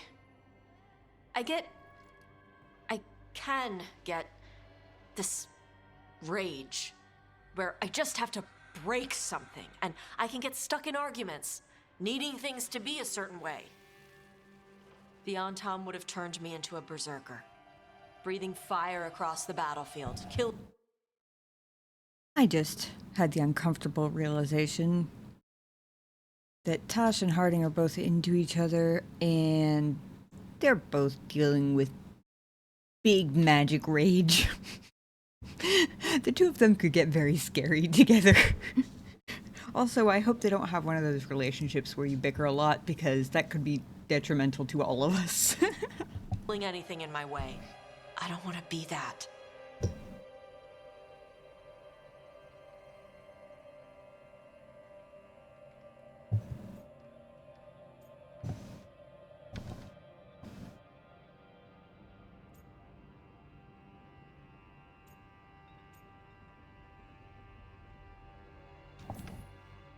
Tosh, you can't be afraid to feel things. No, weren't you listening? It gets too much. You can control what you do about those feelings, yeah, but that doesn't mean pretending you don't feel them. You are Riveni. You have the freedom to let yourself feel things instead of locking them down. I mean, we just killed a dragon thanks to you. How hard can anything else be after that? Yeah, I guess you're right. I think I'm ready to talk to my mother about who I really am. Yeah? Yeah. I just killed a dragon. How hard can talking to my mother be after that? Might invite her to the lighthouse. Maybe that way she doesn't spend the whole time talking about that old tablet. I'm still a little concerned about whoever sent the Antom. They mentioned the Dragon King. Yeah. The asshole who's capturing dragons and blighting them for Gillenane. I'll ask Isabella to look for him. Still a stupid name. Dragon King. Dragons wouldn't have kings. They'd have queens. The trap had failed. The Fang Scorcher was dead. But the Dragon King was a patient hunter. All he needed was a little help from a trader in the Lords of Fortune to set a new trap. And the bait was sure to bring Tosh running. Oh, great. More traders. Fantastic.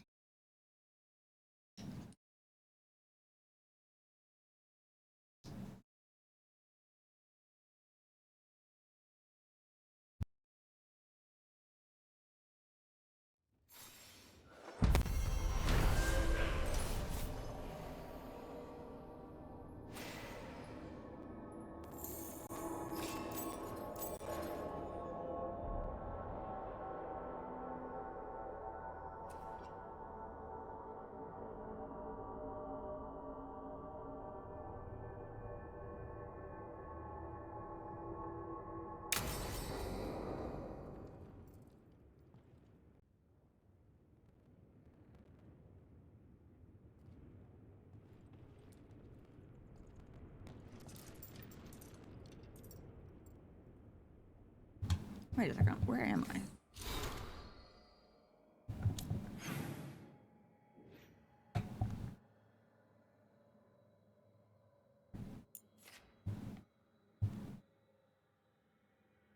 Oh, Hall of Valor. Okay.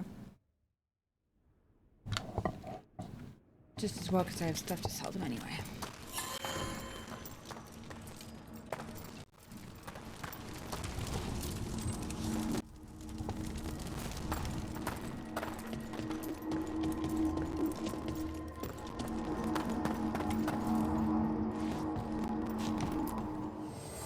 Come on over to get ripped and equipped.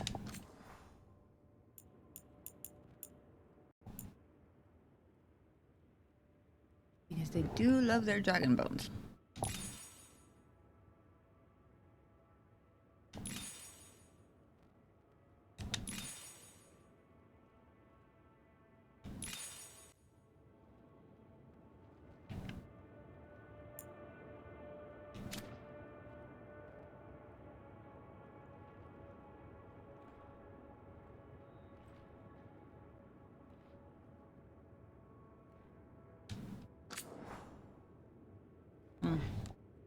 Technically, even if I sold all this stuff, it wouldn't get me to the level to upgrade the shop quite yet. Which is unfortunate. Hey, it's okay. punch an on Tom for me.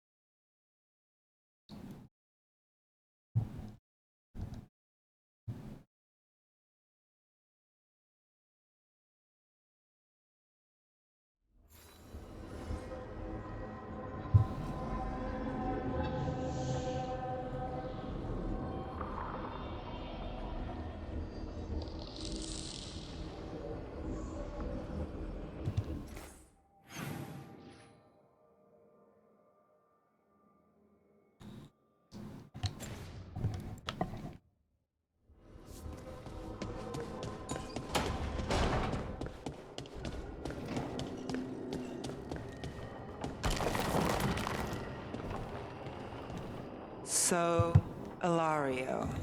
Let me guess. You don't trust him either. There's no playing with blood magic. I know, but his family. I'll deal with it. All right.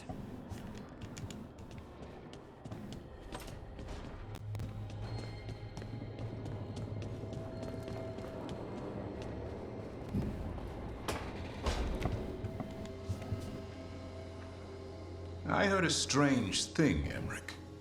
It's simply not true that Manfred's doing my laundry. He's got tangled in a bedsheet, and Tash mistook that for... Not that. I heard you're preparing for some big necromancy rite. How did you know? You talk out loud to yourself a lot, Emmerich. Ah, oh dear. The rite is a difficult, delicate thing. I promise to explain it if I succeed. I get you. Good luck.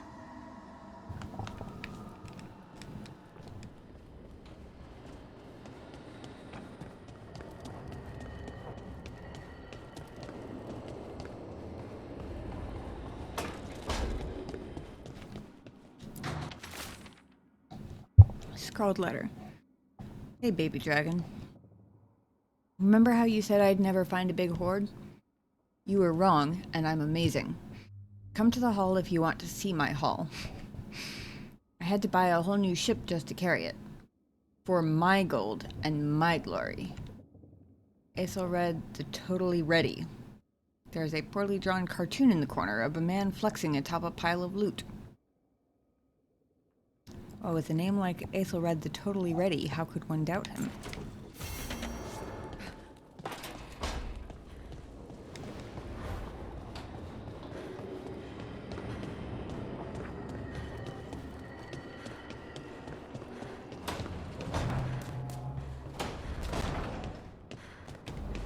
Where was I going?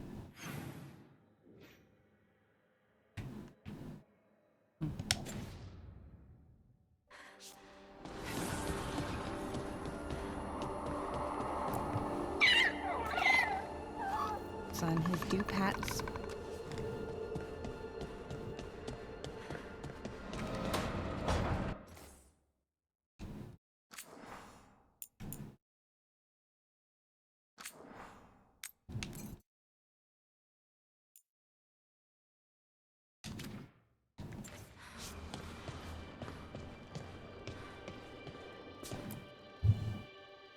This is where we eat. I see. Whoa.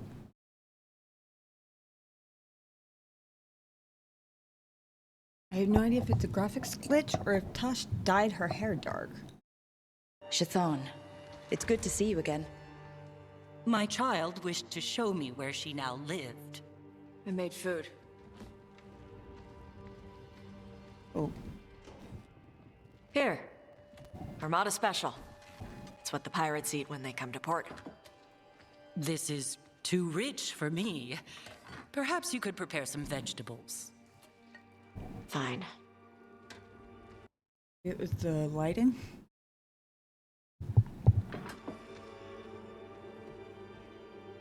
A few weeks in your company, and my child has lost what little civility she had. You suggested Tosh explore being Ravania and Shazan has noticed.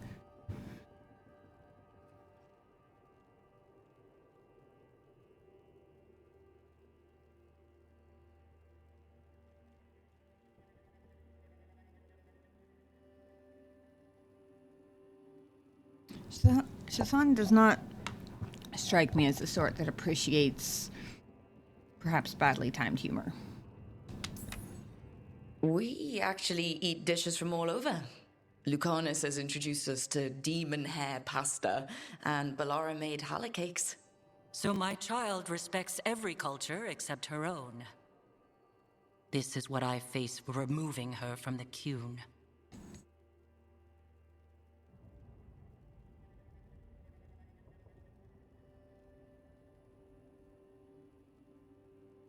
I mean, to be fair,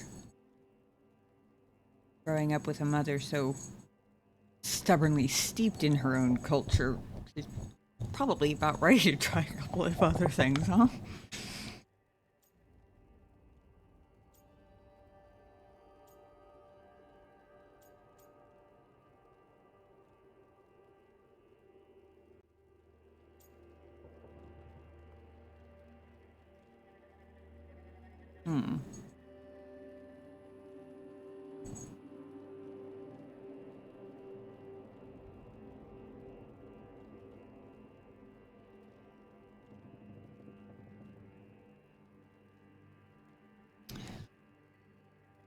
Normally I would go with the, like,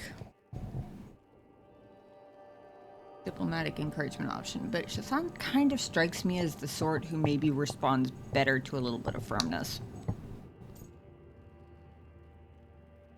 You know, one of those people who pushes buttons and makes rude comments right up until you finally put your foot down and stop being polite, and then they're like, finally you grow a backbone. Okay, and then they're nice to you after that. I had a customer like that once.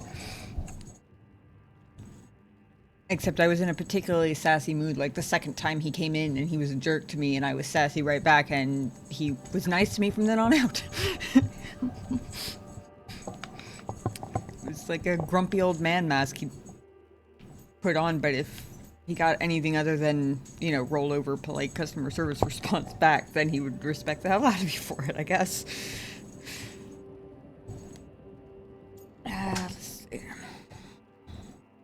question is, how firm do I want to be?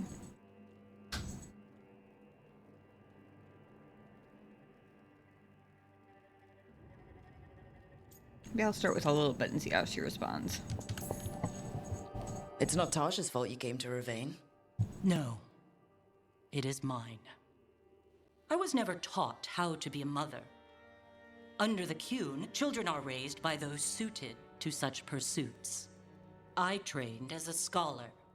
I was taught to think critically, to analyze without passion, and correct mistakes. You need not tell me that I mean, to be fair, that explains a lot. I'm an inadequate mother. I am aware. Then why did you leave? When I see my child in danger, I act. Here, vegetables. Thank you. So, I'm non-binary. Wow. I don't know what honestly, I hadn't really thought about it yet, which is the only reason I wasn't expecting that to be how she approached it. Of course. It's Tosh. Of course she just straight up said it almost before her butt was even in the chair. What does that mean? It means I don't feel like a man or a woman. If you are neither a man nor a woman... I expect this is going to be quite the struggle for Shathan, given that the Qun is even more defined lines of, like, people and places and roles than any other more common to real life culture is. Like, they don't even raise their own children. They have, like, people who are defined as mothers. So I imagine this is going to be a tricky one. Then what are you? Non-binary. I just said, and I'm going to use they instead of she from now on. If this is because I have criticized your dress or your manners... It isn't!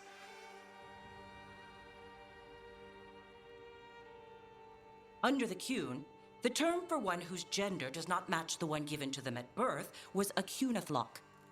Perhaps you are like that. Why do you have to keep picking at it? Why can't you just be happy for me? Evatosh, Chakra Toebra. So I'm supposed to struggle?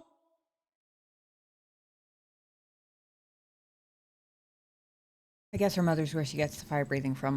Hopefully not literally, or this dinner table's doomed.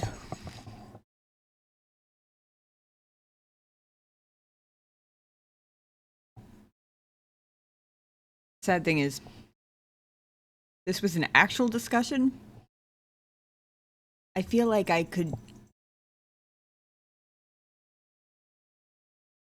My mom and my brother get like this sometimes. And I found when I happen to be around during one of these discussions, not this exact instance, of course, but, you know, similar butting heads and not understanding each other, I found that I'm actually surprisingly decent at basically acting as a translator. So my brother says whatever he says, and my mom hears it one way, but I hear what he's trying to say, and I can translate it into, like, the way that she'll understand it, and vice versa with her. So I'm sitting here listening to these two go back and forth, and I'm like, oh man, I wish I could just step in and translate, because they're speaking two different, like,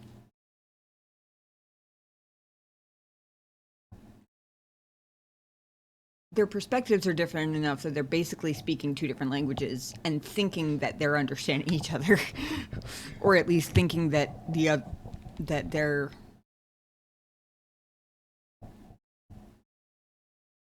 communicating effectively, I suppose. With who I am? Even if I don't feel like I fit, even if I feel wrong? No, you misunderstood. Then say it better! Why am I never enough for you? I will go. Thank you for inviting me to your home. Panahedan.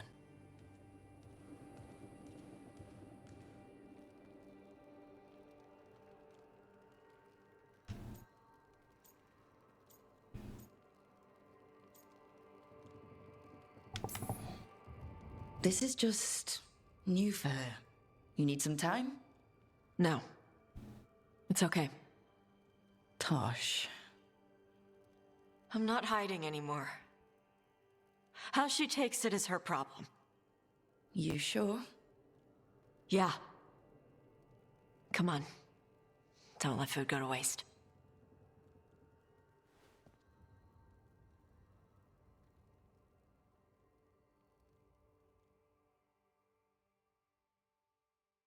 I have a feeling that outcome was inevitable, especially given how few dialogue options I actually had in the conversation. I don't think there's any way to change how that played out.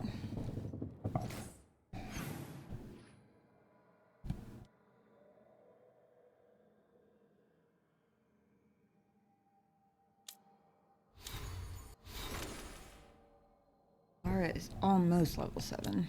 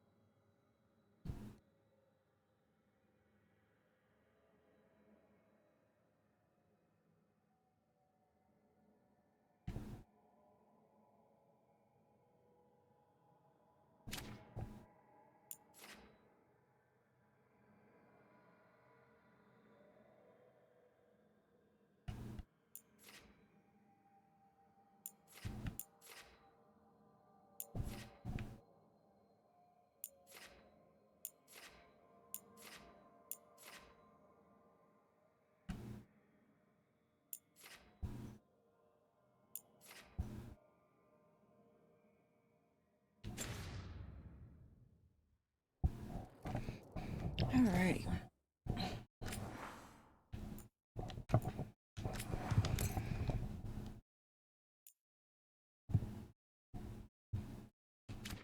Oh, thank you guys for hanging out with me. Very much appreciate it. I'm going to call it there though because it is 2:45 a.m. Means it is already past bedtime.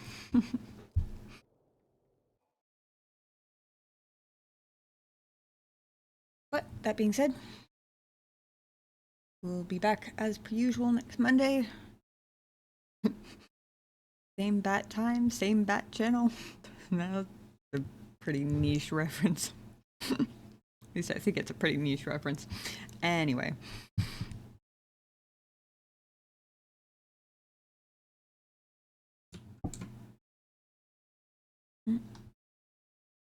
You guys have an absolutely fantastic week.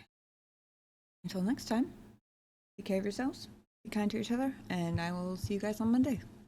Have a good night, guys.